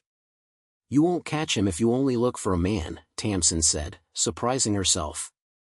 Everybody looked at her. "You'll catch him if you look for a boy who wants to grow up by making something burn." Now Lynn's mouth tilted, just a fraction. "I know that boy," she said softly. "He was at the spring with stones in his hand." Tamsin nodded. "We don't teach boys not to set fires. We teach them how to warm a camp without eating it. Will you teach ours that turn?" Now Lynn asked, and somehow the question owned both flames and wrists. "I will," Tamsin said. "Tomorrow." She looked at the ridge. If the ridge will allow a tomorrow. Tomorrow did not wait for permission. They were back at the spring afternoon with skins and cups and a shared weariness that made men nicer than they remembered how to be. The old woman sat and closed her eyes and listened to the pool as if the pool were telling her a story about a time before she had decided to be wise. The children drank in turn and did not splash because that had been explained to them the way songs are explained, by singing. Paxton came. He came with two men whose hats were bad liars and with a piece of paper the deputy had not been allowed to hold. He did not shout. He did not smile. He did not pretend his face had joined the human race for the day. He held the paper like a blade that had been polished all morning so it could admire itself. "Miss Creek," he said. "Your 7 days are over." He held the paper up where the sun made the seal wink. Judge changed his mind. Judge Lafferty, at Tamsin's right shoulder, looked down at the paper and then up at Paxton with admiration that was actually a form of pity. "No, Mr. Crow," he said. "I did not." He took the paper, opened it, and let the wind read it. "This is a writ I did not write on a seal I did not seal witnessed by a deputy whose signature is spelled wrong." He held it up. "You've been had, sir. Possibly by yourself." Paxton didn't even blink. "Then I'll get another," he said. He looked at Tamsin. "And another. You think you won this because you have people with necklaces who like your bruises?" He stepped close, too quickly. "The land will eat you if you don't pick a side, Miss Creek. The day will come when their footsteps on your property will be the thing that keeps you from sleeping, not the thing that makes you feel like a savior." Tamsin smiled without humor. "The day already came," she said. "It was yesterday. We set a break. We kept the fire out. I slept badly anyway." Now Len moved to Tamsin's left, the place where a sister stands when there isn't anything either of them can do to change an unman's mind. Iron Wind stood behind them like a cliff stands behind scrub, not hovering, just existing, which is sometimes more. Hartley laid a hand very gently on Paxton's shoulder and did not squeeze. "You will leave the spring now," he said. "You will not take out a match to test how quickly paper burns. You will go file whatever you want to file and the clerk will file it away in a drawer somebody kicks when they're mad at their wife. And if I hear that your men set one more fire, accidental or otherwise, I will make your life so tidy you won't be able to find a mess to hide behind." Paxton took his shoulder back and squared it like a man doing math with his bones. He looked at Nalen and then at Tamsin and then at the pool. For a second, a sliver of humanity slid through his expression like a fish through muddy water. Then he did what men who do not know what to do, he turned his back on the problem and made it somebody else's again. He rode off without taking a drink. The wind shifted. The tonality of the day changed, slightly, like a key change a church choir makes to keep an old hymn from calcifying. "Tomorrow," Iron Wind said. "We go." "Where?" Tamsin asked before she remembered that where is sometimes a rude thing to ask of people who make where into what they need it to be. Iron Wind gave her the grace of not being offended. "North," he said again, simple as the verb that keeps everything moving. "To rain. To stone that remembers us. To a place where a boy can put a fire in the right place and hear a song about it that doesn't end with somebody coughing." "Will you come back when the wind turns?" she asked. He tipped his head at the trail, at the weaving she had made with her own gloved hands. "If that stays open," he said. "If men who like paper do not decide to write themselves into our drinking cup." He looked at the windmill. "If the iron sings where it should." "It will," she said. "I'll make it." Nalin touched her elbow, just once. "Teach me the turn," she said. "Then we go." They stepped aside onto the sand where the rock gave them room to learn. Tamsin demonstrated again, faster this time. Nalin matched her, then wrong-footed her on purpose to show she had learned not just the move but its idea. They grinned at each other, short and bright. Something shifted in the brush. A rabbit. A lizard. A man. Hartley's hand went to his holster. Amos's chin lifted the way it does when a horse snorts and nobody else heard it. The boy from Black Spur stepped out. Not the crooked-nosed man, this one, the dog-stone boy whose face had not yet decided whether it wanted to be a man's. He had his hands out. They were shaking. He looked at the pool and then at the ground and then at his hat brim. He looked like a person who had walked into a church by accident and was about to ask forgiveness for something he couldn't name correctly. "I set the ridge," he blurted. Every sound in the clearing stopped to make space for those 4 words. Even the pool paused its drip. Hartley blinked like a man hit by unexpected weather. "You what?" he said, in the tone of a father who knows already and needs the boy to say it so the world will have to do a thing about it. The boy swallowed and said the thing in the way boys say them when they mean to be punished and also mean to be seen. "I set the ridge." He glanced at Paxton's dust cloud, far out on the trail. "He said it'd show folks what happens when you let people who ain't tax," he tripped and did not say it. "When you let them drink. He said no one would get hurt because it was green up there still."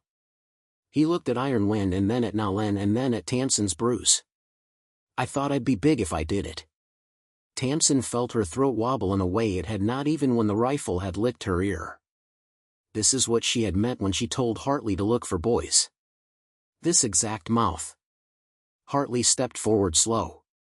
He did not draw his gun. "What's your name, son?" "Lem," the boy said.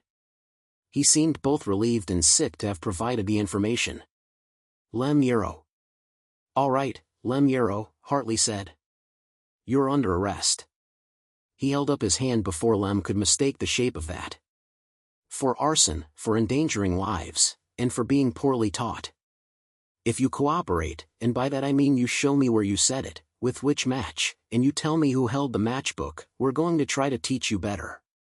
Lem's lower lip shook and did not embarrass him by trembling all the way. He nodded once. "All right." He looked at Tamsin then and the look broke her in a way that did not damage her, a look that asked a woman who kept her promises to keep one he had not known how to make. "Miss," he said. "I'm sorry." Tamsin nodded back. "I know," she said. "You're going to be sorrier when you're cleaning ash off rock for the next month." He managed something like a laugh that might one day grow up into humor. "Yes, ma'am." Hartley took him by the elbow like you take a boy by the elbow when you want the boy to walk and not be carried. They moved off. The judge watched them go and did not smile and also did not sigh, which was restraint a man should be congratulated for. Iron Wind looked at Tamsin like a friend looks at a fence they've mended together. Nalen stepped close and said, very quietly, so that the words fell and did not have to be caught, "This changes one thing. Not the others." "I know," Tamsin said. "They drank. They went." The sun tilted, and the windmill tried out a new note and decided it liked its old one better. Amos left to check the south line.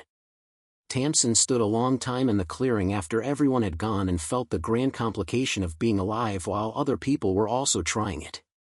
When she turned to go, Paxton was waiting on the trail. He sat his horse with his hat brim low like a man rehearsing the part of shadow you wish you could outrun. He did not smile.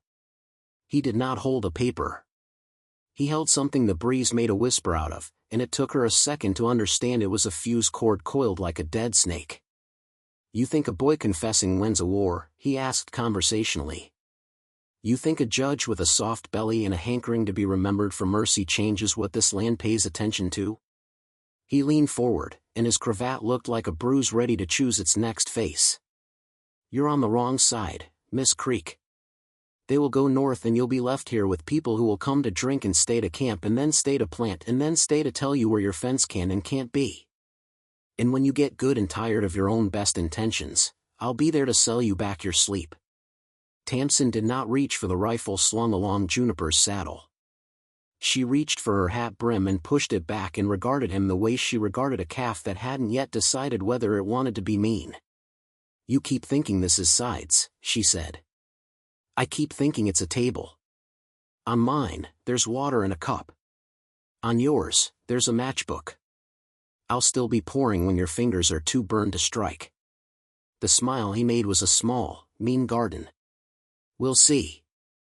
He touched his heels to his horse and turned it so he could watch her longer than a polite man should. "We'll see how you pour when the cup is empty." He rode away. The fuse cord swung a lazy coincidence at his saddle. Tamsin watched him until the trail took his dust and put it where it put everything else, in the bucket with the other problems that think they're the only one. She was turning back toward the windmill when the horizon, far to the west where the mesa rim lifted like a shoulder, unfolded a line of dust the size of a caravan. Not Paxton. Not Iron Wind's people. Different rhythm. Wider. The kind of gathering that means somebody wrote a letter and a lot of men decided to answer it with guns. Amos, at the south fence, had already seen it. She could tell because his arm rose up along the skyline, that flat old signal he used when he didn't want to keep his news to himself, riders. Tamsin's gut went cold and then steady. She put a hand on Juniper's neck, felt the mare's steadiness come up through her palm, and said it aloud to the thin afternoon so it would get used to the sound before it had to carry her all the way. Company. The first hatch showed on the rim as points, then as men, then as an intention that could be read even if it spoke nothing at all. She counted. 10. 15. More behind. The lead rider had a badge that did not belong to Sheriff Hartley and a posture that suggested his job title used the word federal. They fanned out just as the windmill took a breath and began to turn again. The pool behind her dripped, patient as prayer. The judge and the sheriff, still in the yard, stepped into space with their hands where men could see them, and Iron Wind's shadow moved along the corridor, a dark brushstroke on sand. The lead rider raised his hand and the horses behind him made a sound like a sentence clearing its throat. "By authority of the United States," he called, voice carrying clean. "We're here to enforce a federal order regarding the harboring of hostiles and the obstruction of lawful water rights." He paused, eyes taking in the windmill and the trail and the woman who stood where a bullet had passed and had not asked permission. "We'll start by taking into custody any Indian found on this property." Tamsin felt the world do that cruel, clean thing it does when somebody drops the wrong kind of paper on a table you've spent all week setting with your hands. She could feel the cup in her pocket, the judge's stay, the thing that promised her 7 days' worth of breath, and watched it evaporate under a word that came from farther away than justice. She did not move. She did not reach for a gun. She lifted her chin so the bruise could be seen and so the 4 words that had changed the spring could find their voice again if they needed to. Behind her, in the corridor's shade, Nolan's shadow lengthened. Iron Winds did not flinch. The sheriff's breath came in and didn't quite go out. The judge swallowed. Tamsin said, steady, into the bright afternoon that had never yet flinched for any man's badge.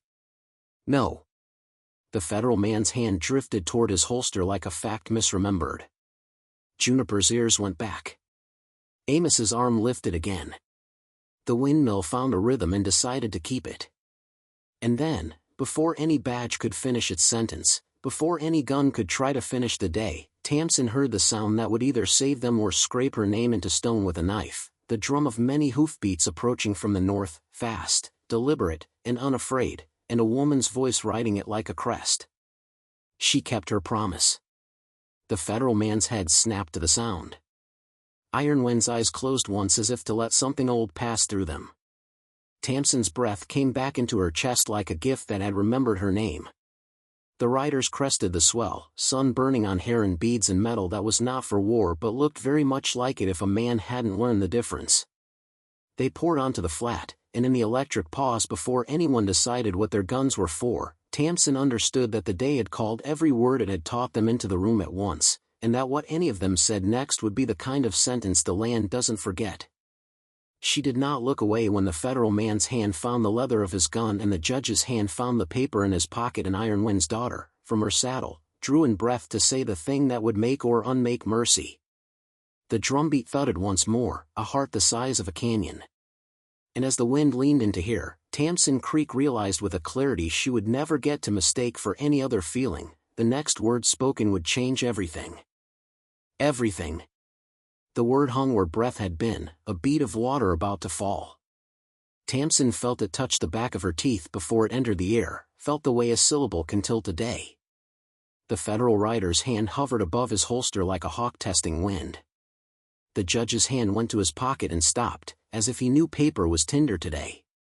Sheriff Hartley's jaw worked once, twice. From the corridor's shade, Iron Wind's people fanned into the light with the whirring grace of birds, and at their front, Nalin's voice carried across the yard with the clarity of a spring breaking loose from rock. She kept her promise. Tamsin breathed. The sound wasn't an argument, it was a plank thrust across a gap. Horses shifted under badges.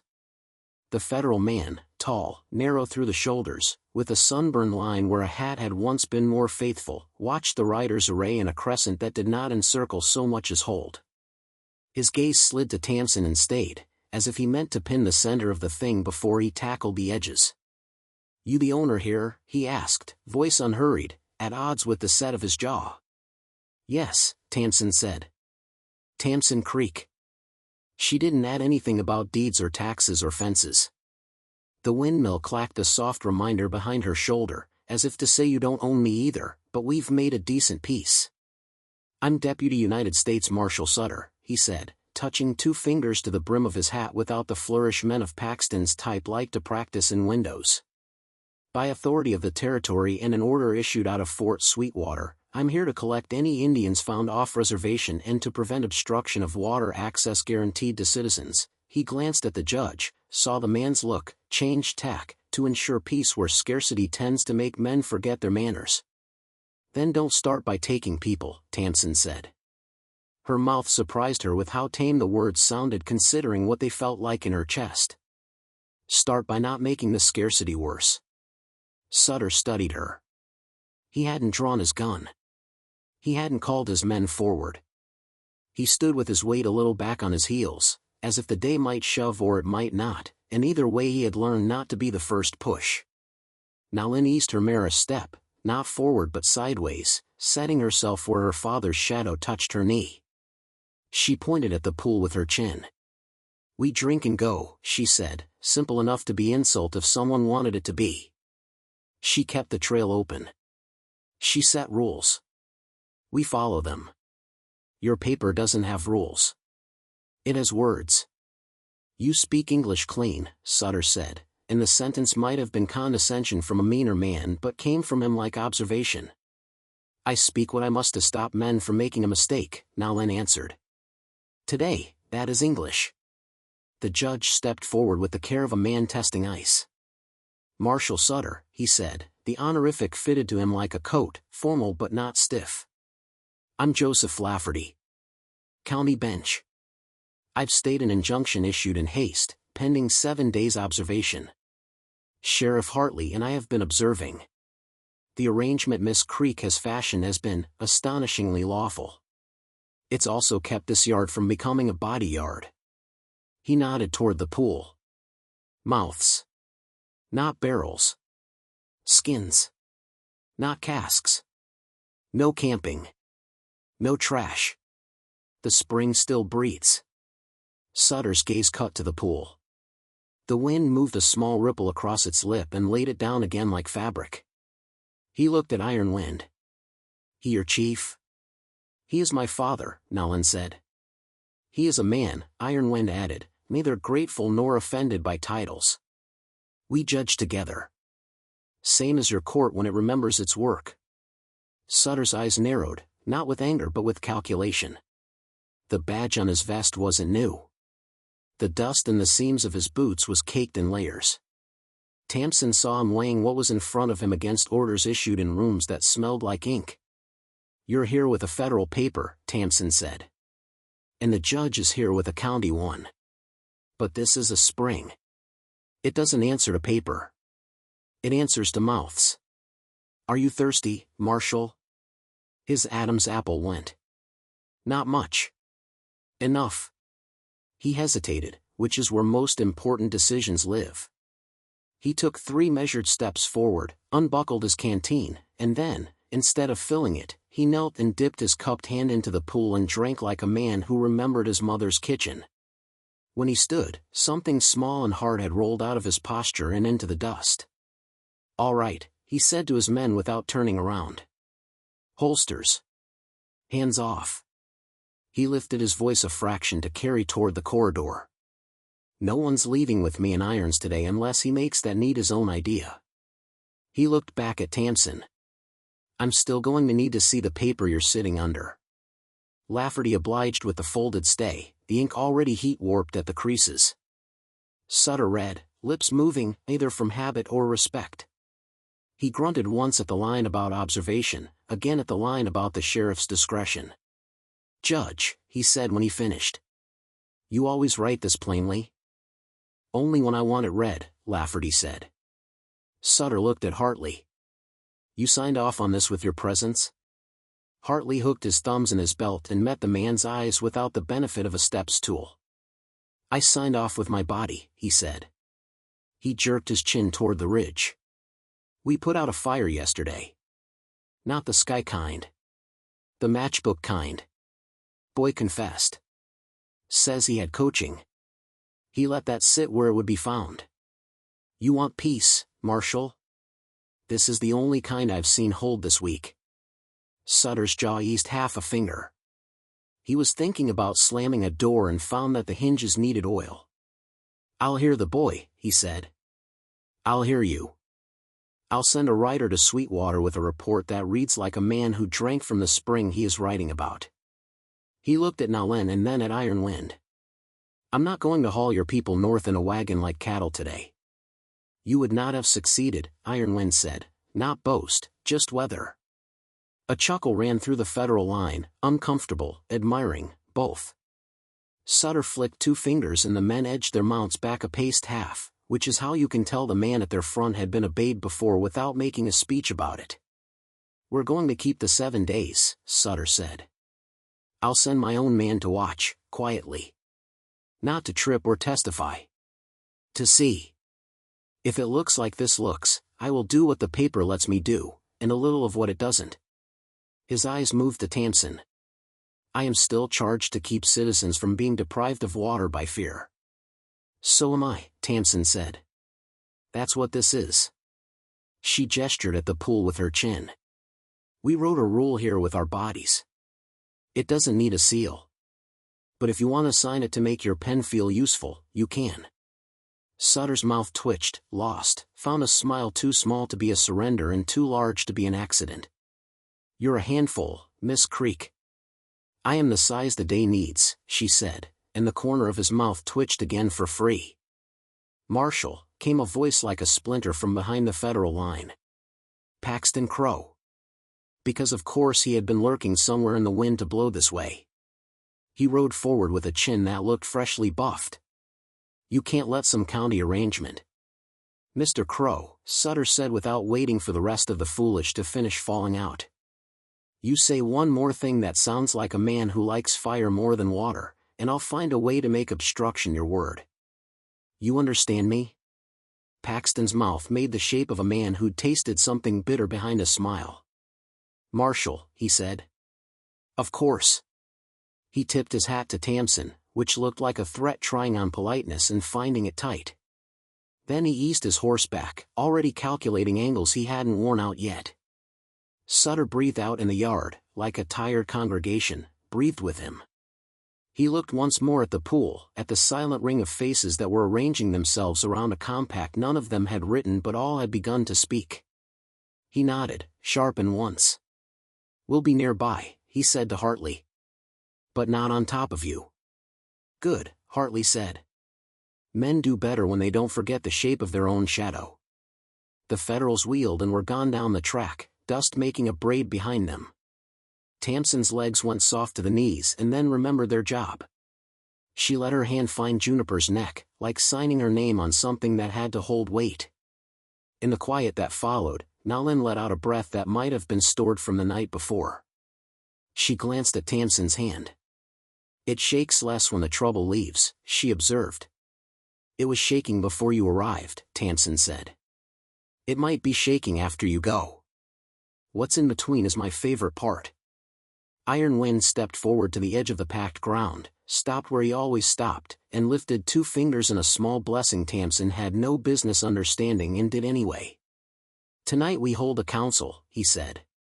It is not about you. It is about rain that is not yet rain and a boy who learned a man's lesson with a matchbook. But if you wish to stand again at the lip and listen, we will not tell the wind to push you away. I'll come, Tamsin said. And we will leave tomorrow when the sun is the height of the windmill's hub, Nalin added, eyes sliding to the patched blade that now looked like a scar a woman chose to keep. We will pass the spring once more. We will leave it cleaner than we found it. I'll leave a cup hanging, Tamsin said. So the first hand has something to reach for before it thinks to grab. Nalin smiled with her eyes.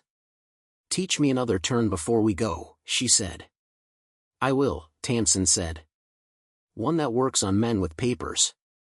By late afternoon the light had gone brass, that particular weight the desert sets on your shoulders when it wants you to bend and see whether you bow or just steady yourself.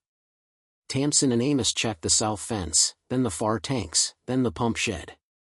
The windmill's patch held. Its song had returned to the weathered domesticity she loved, the clack and sigh that meant life could be measured instead of guessed. Think the marshal believed you? Amos asked, sitting on the edge of the trough and letting the cool green seep into his boot leather-like manners. I think he believed his own mouth when it drank, Tamsin said. Which is the only belief the land will honor. She rubbed a thumb along the splinter the rifle had lifted from the vein earlier. The underside still smelled faintly of resin and heat. Paxton's not done. Paxton's never done, Amos said. He's a man who gets up in the morning to see if God left him a checkbox he can put his name on. He squinted at the far ridge. You think he'll try for the windmill again? He had a fuse in his hand, Tamsin said. The memory of it brushed her like a passing coat.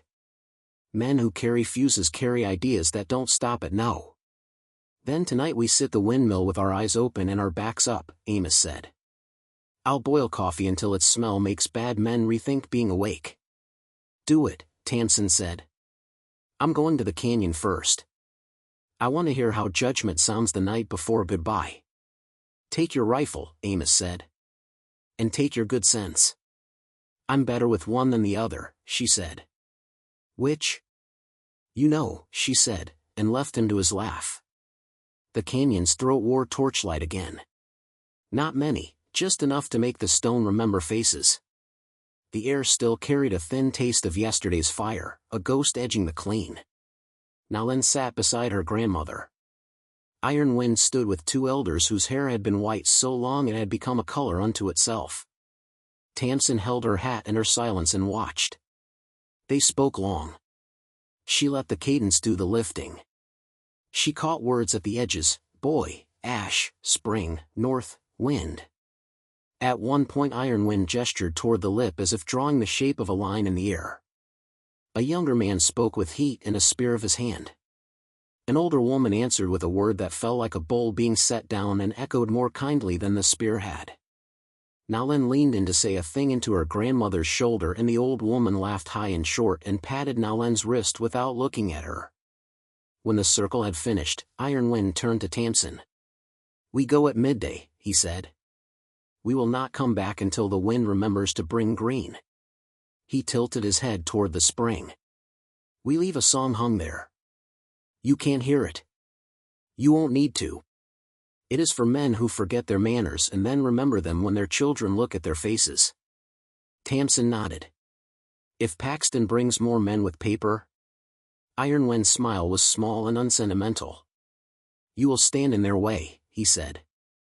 You will do it with your body first and your mouth after. They will learn to read. Or they will break their eyes. Nalin slipped a small pouch into Tamsin's hand.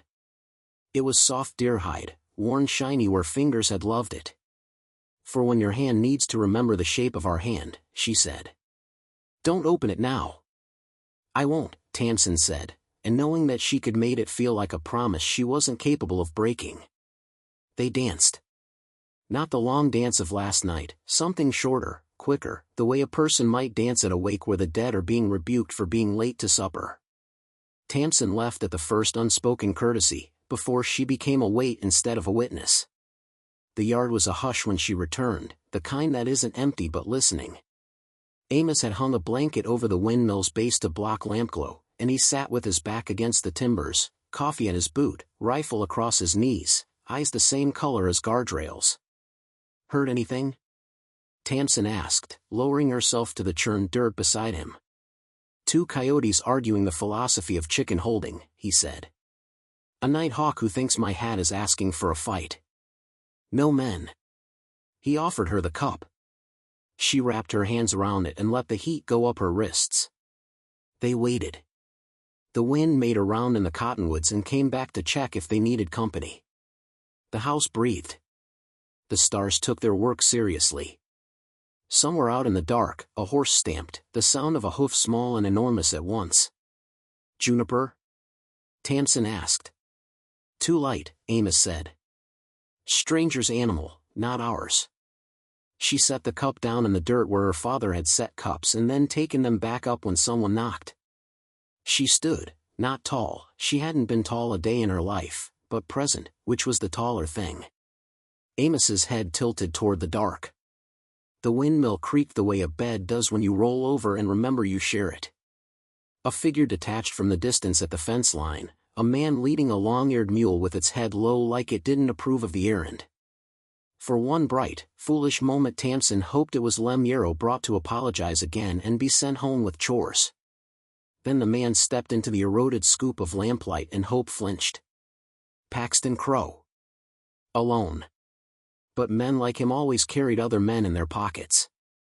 He walked like a person with an idea and a second idea hidden in his hatband.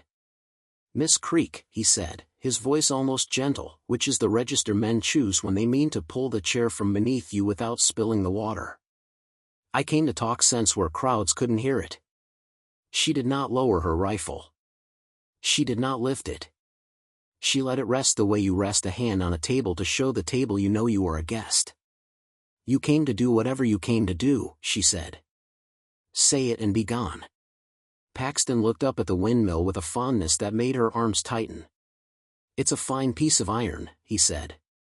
Shame the territory will probably end up owning it after you make an example of yourself and lose the ranch to paper. He clicked his tongue. I can prevent that. You can prevent generosity, Tamsin said. That's what you're good at. He opened his hands in a big man's gesture meant to obscure smallness. I can buy your debt. I can file a restraining order that keeps every moccasin off your dirt. I can make your night quiet again. Color me the devil if it helps you sign faster. He tilted his chin, and the bruise-colored cravat caught the lantern. A woman alone out here, he began. Is not a pity, Tamsin said. Is a choice. He smiled, the smile of a man who believes his charm works like whiskey, reliably and at scale. Let's talk like adults, he said. I know where the second water is. Tamsin went cold fingers to ribs. She did not look at Amos. Amos did not look at her. The windmill chose that exact instant to flex and settle like someone had put a finger on its shoulder. You don't, Tamsin said. Paxton grinned wider, delighted by the sound her denial had made in the air. He patted the mule's neck as if congratulating himself for having thought to bring ears that could carry dynamite. I smelled cedar and wet where the canyon turns. I followed it with my nose like a good dog. I didn't touch. I'm not an animal. I only take what I can sell. He reached into his vest and brought out a stubby coil of fuse, the same snake she had seen play at his saddle earlier. A fuse for a windmill, a fuse for a hole in rock, he mused. Which one makes men reconsider their principles faster? Don't, Amos said, voice quiet as a trapdoor. Paxton's eyes flicked, landing on Amos with the pleasure small men take in finding another small man to bully. Old hand, he said, I don't recall inviting you to this conversation. Don't recall inviting you to my yard, Amos said. We all forgot something. Paxton's hand flowed like oil toward his belt, not for his gun, not yet. For a packet of matches. He struck one at his boot heel and let it flare and die and flare again without kissing the fuse. He was drawing a picture for them of a fire that had not yet learned the word no. I could have them all in wagons by morning, he said conversationally. The marshal's a good man, he'd rather not. Good men are easier to handle than smart ones. He shrugged. And if I can't have them in wagons, I can have you in court until the wind wears out, He struck another match and held it close enough to the fuse for the wick to consider religion. Last chance, Miss Creek. Tamsin thought of the little leather pouch warm in her pocket. Not her rifle. Not her mouth. The gift. She did not open it, Nalin had told her not to. She pressed it once and let it remind her hand of another hand. Then she breathed in, breathed out, and stepped forward into Paxton Crow's reach.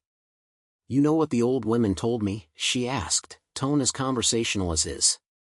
Keep your fence like a skirt, loose enough to move, tight enough that nobody mistakes you. She lifted her gaze to his so the cup of her eyes showed him there was nothing at the bottom but depth. I'm choosing tight. He sneered. You going to wrestle me for it? In a fashion, she said, and moved. She didn't go for his wrist. She didn't go for the match. She went for his elbow, because elbows are where men decide whether their hands listen to their hearts. Her palm slid along the hinge, found the tendon, and turned. It wasn't strength. It was patience spending itself. Paxton's arm obeyed physics in surprise. The match tumbled. Amos's boot was there to grind it into dirt so thoroughly it forgot it had ever been a bright idea. Paxton swore and jerked backward, bringing the back of his free hand up toward her face, fast, ugly. She saw it the way she had seen the bullet line, the way a woman sees a horse think 3 seconds ahead of its hooves. She ducked, feeling the wind of his knuckles rewrite the air above her hat brim. Her left hand came up to the inside of his wrist, her right hand took his thumb and asked it a question to which it gave one answer, open. The fuse fell. Amos's other boot obliged it as he had the match. Paxton's mouth made an O big enough to be a mistake. He threw his weight into her. She planted her boots and lent the ground her name. For a breath and a half they were a little weather system, hot air, dust, a sapling bending toward a wiser tree. Then he lost balance. He pinwheeled to catch it. His shoulders slammed the windmill's base. The patched vein above their heads groaned, and for a terrifying second she thought the whole structure might choose to tell them all what it thought of midnight visitors. Enough, came a voice from the dark. Not Amos. Not Paxton. Not any man who thought his voice should be obeyed by default. It was Nalin. She stepped into the lamplight with her braid low on one shoulder and her palm held up in the small, specific gesture Tamsin had come to understand meant a command disguised as a courtesy. Behind her, Iron Wind stood at the fence line with 2 young men holding torches turned low and polite. Paxton tried to make the moment look like he had called them there. Come to watch your benefactor throw away her life, he drawled. Nalin barely glanced at him. We came to see if anyone needed a cup of water, she said. It looks like you don't. She nodded at the crushed match and fuse. It looks like you were trying not to. You can't prove, Paxton began, too fast, which is how men confess without saying the word. Lem Yerocan, came Sheriff Hartley's voice, and now the yard was peopled with law like a chessboard is peopled with ideas men are about to argue. The sheriff came out of the dark with the boy at his elbow, pale but present. Behind them, Marshal Sutter's outline leaned against a post, arms folded, the most dangerous stance a man like him can take because it means he's letting his patients make small decisions while it waits to make a large one. Lem, Hartley said.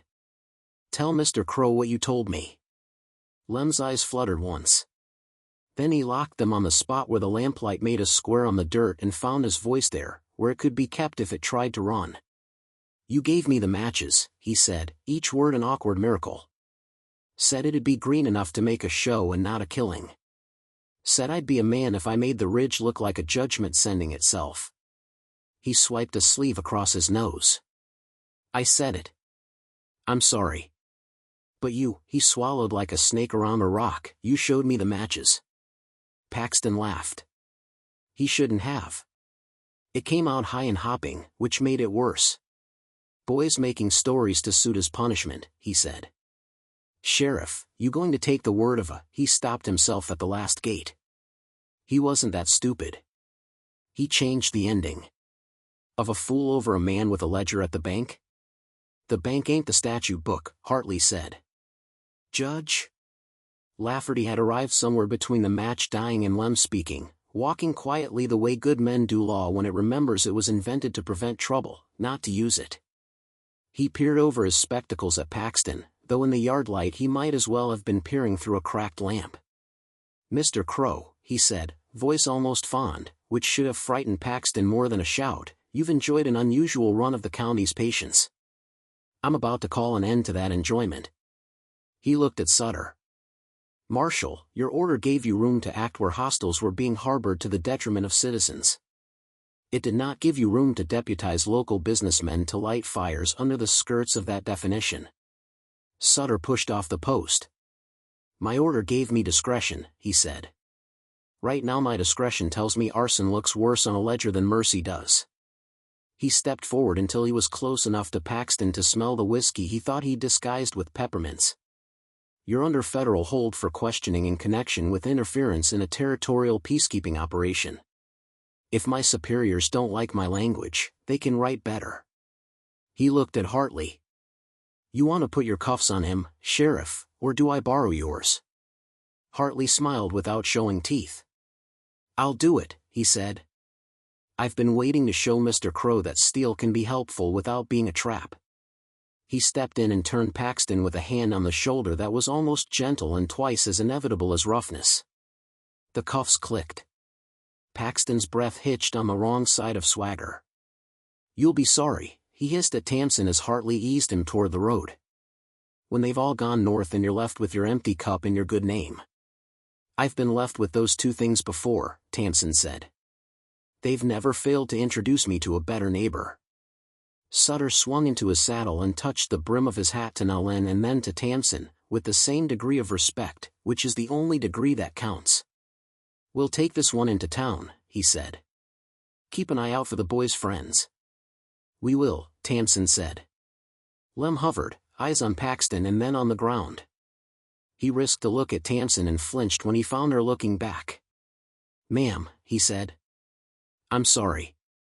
"I know," she said. "Tomorrow, you start scraping ash off rock at the canyon with 2 buckets and a sense of humor. You'll do it for a month.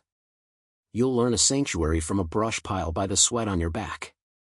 He nodded, a little dizzy with the relief of being given a thing to lift that wasn't guilt. "Yes, ma'am." They went, Sutter, Hartley, Lem, Paxton with his wrists finding out what it meant to be prevented from gesturing, and the yard fell back into quiet except for Amos, whose breath came out in a long, happy wheeze that sounded like a gate swinging open. "You look like a woman," he remarked, "who just taught the night what kind of story it's allowed to tell." "I look like a woman who needs to sit," Tamsin said, and sat, and felt the earth forgive her for expecting that of it. Nalin stepped close and offered the cup she'd been carrying, as if the old woman's question had wed itself to her hand. "Are you thirsty?" she asked. "Yes," Tamsin said, and drank. Morning rose on a yard that believed in mornings. The patched windmill swung a steady wheel of silver. The coffee was strong enough to make a man confess his worst thought and then apologize to it. The judge came by with a paper that was less a writ than a benediction, a memorandum, Sutter's name scrawled on it in a hand forged for bills of sale that had found a better vocation for a day, stating that for the duration of the drought, latter spring would be subject to local rule of cups. Tamsin laughed when she read it and then did not, because the words had risk stitched into them and she did not want to offend their courage. Iron Wind's people gathered at the corridor when the windmill's hub caught the sun.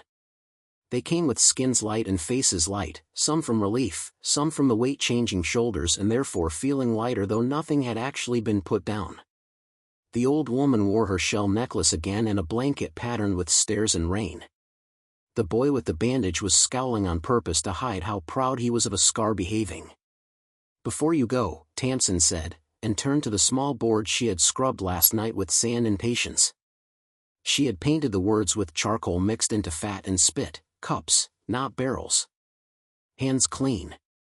No trash. No camp. Leave songs." She hung it by the trail opening she had woven with wire and care.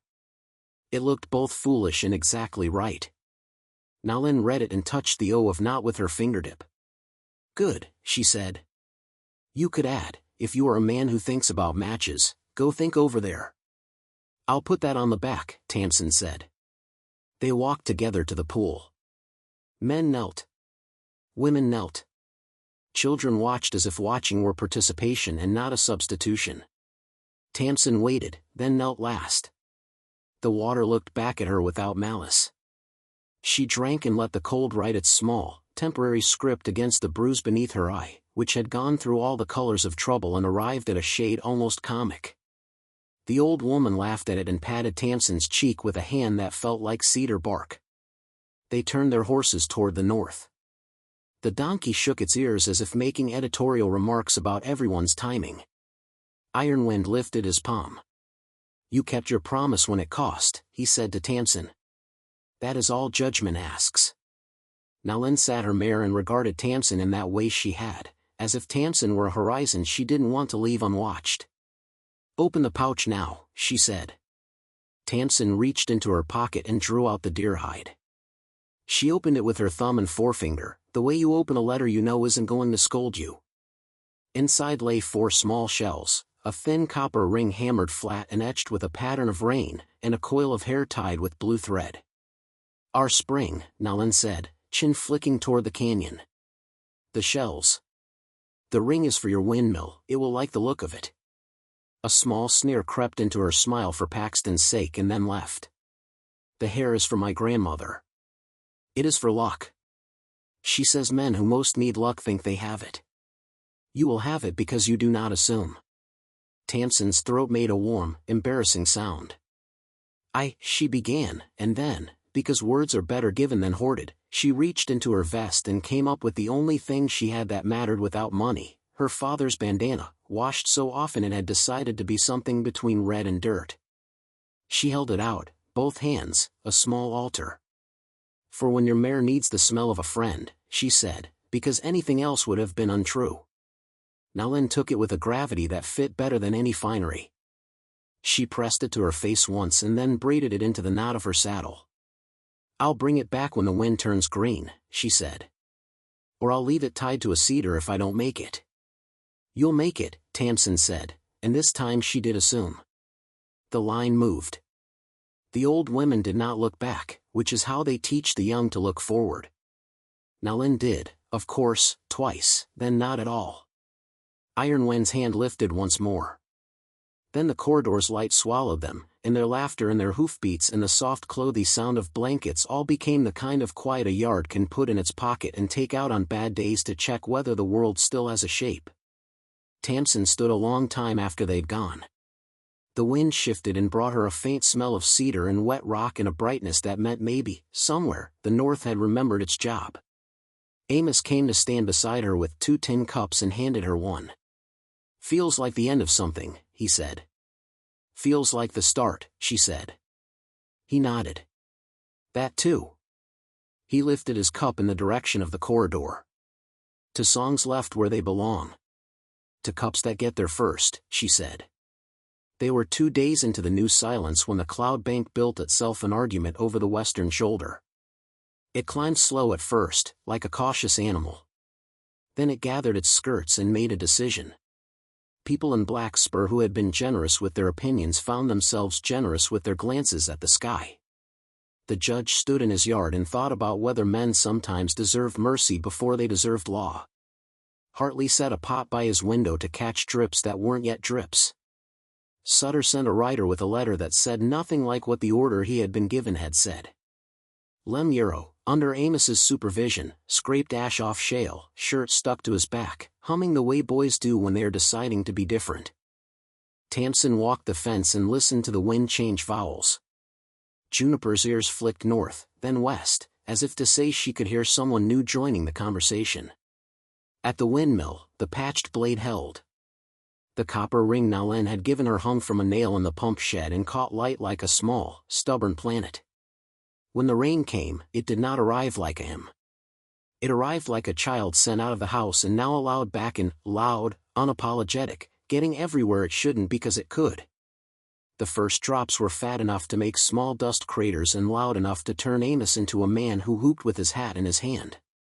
Tamsin stood in it and laughed because there was nothing else for a body to do when everything it had been counting on arrived at once and needed your skin to be its first instrument. She turned her face up and the bruise drank. She thought, ridiculous and right, about the 4 words that had changed the week and found that the rain had put them into a different tense and they still worked. She keeps her promise. The spring coughed, cleared its throat, and began to sing in a voice 2 notes lower. The windmill caught, spun, and spoke with its oldest happiness. Hartley arrived at a gallop, laughing and swearing and weeping because rain will let a man be complicated. He slid off his horse and grabbed Tamsin by the shoulders and shook her in affection and relief until she had to swat him to make him stop. "You done it," he said, which wasn't correct and also wasn't wrong.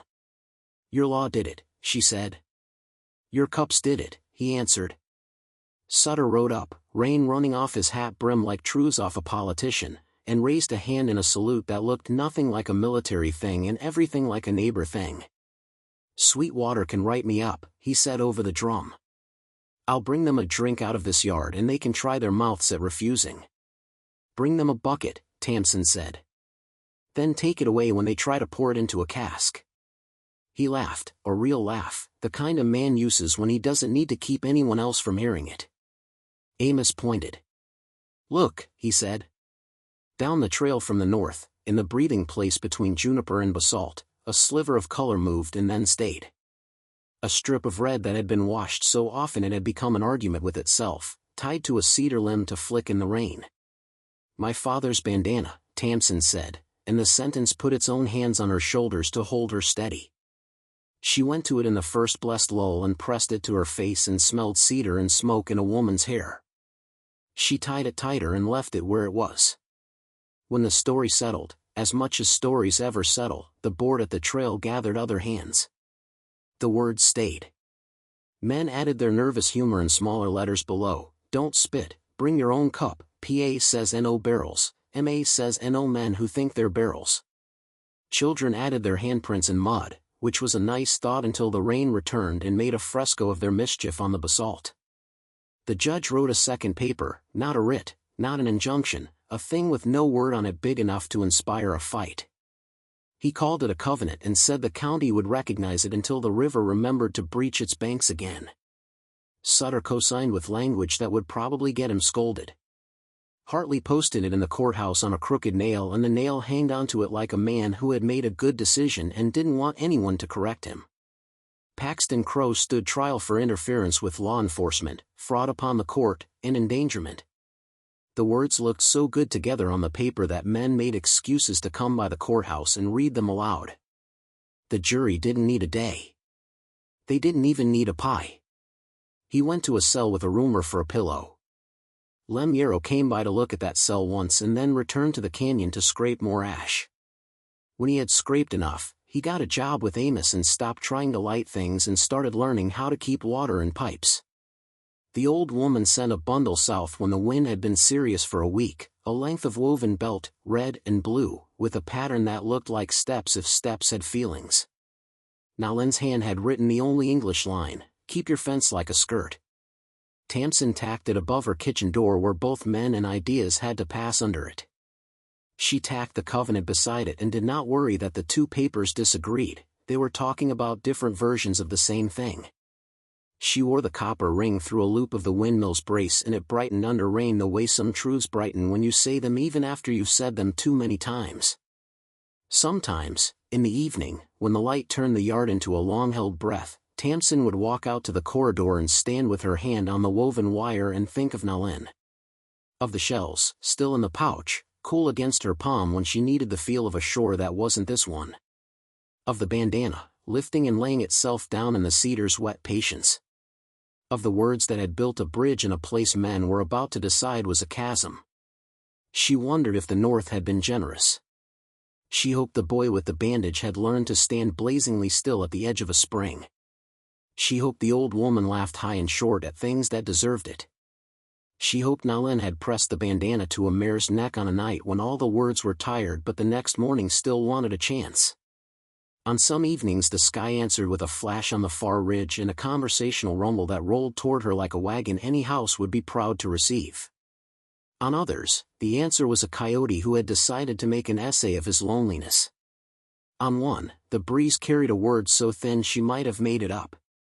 She chose not to doubt her own ears. Promise. She didn't know whether it meant the one she had kept or the one the sky was making. She didn't need to. The day would tell her if it needed to be told. She turned back to the yard. The windmill turned with her. The trail lay open. The pool breathed. Somewhere north, a red strip hung in a cedar, and somewhere south, a man with a ledger was learning the shape of limits. Tamsin Creek tightened a brace on the pump with a wrench that had belonged to her father and listened for the small sounds that say a day has been done correctly, the clink of cooling metal, the far laughter of boys who are less foolish than yesterday, the thready, happy conversation of rain returning to its subject. She looked at the board she had hung and thought about adding one more line beneath the last one. She thought about all the lines men were going to try to add, and which of them would be jokes and which would be warnings and which would be the kind of sentiment that is a luxury water can't afford. She smiled and left the board alone. Sometimes holding a cup is the only sentence a place needs. 2 more great stories are next. Don't miss them. Subscribe and turn on notifications.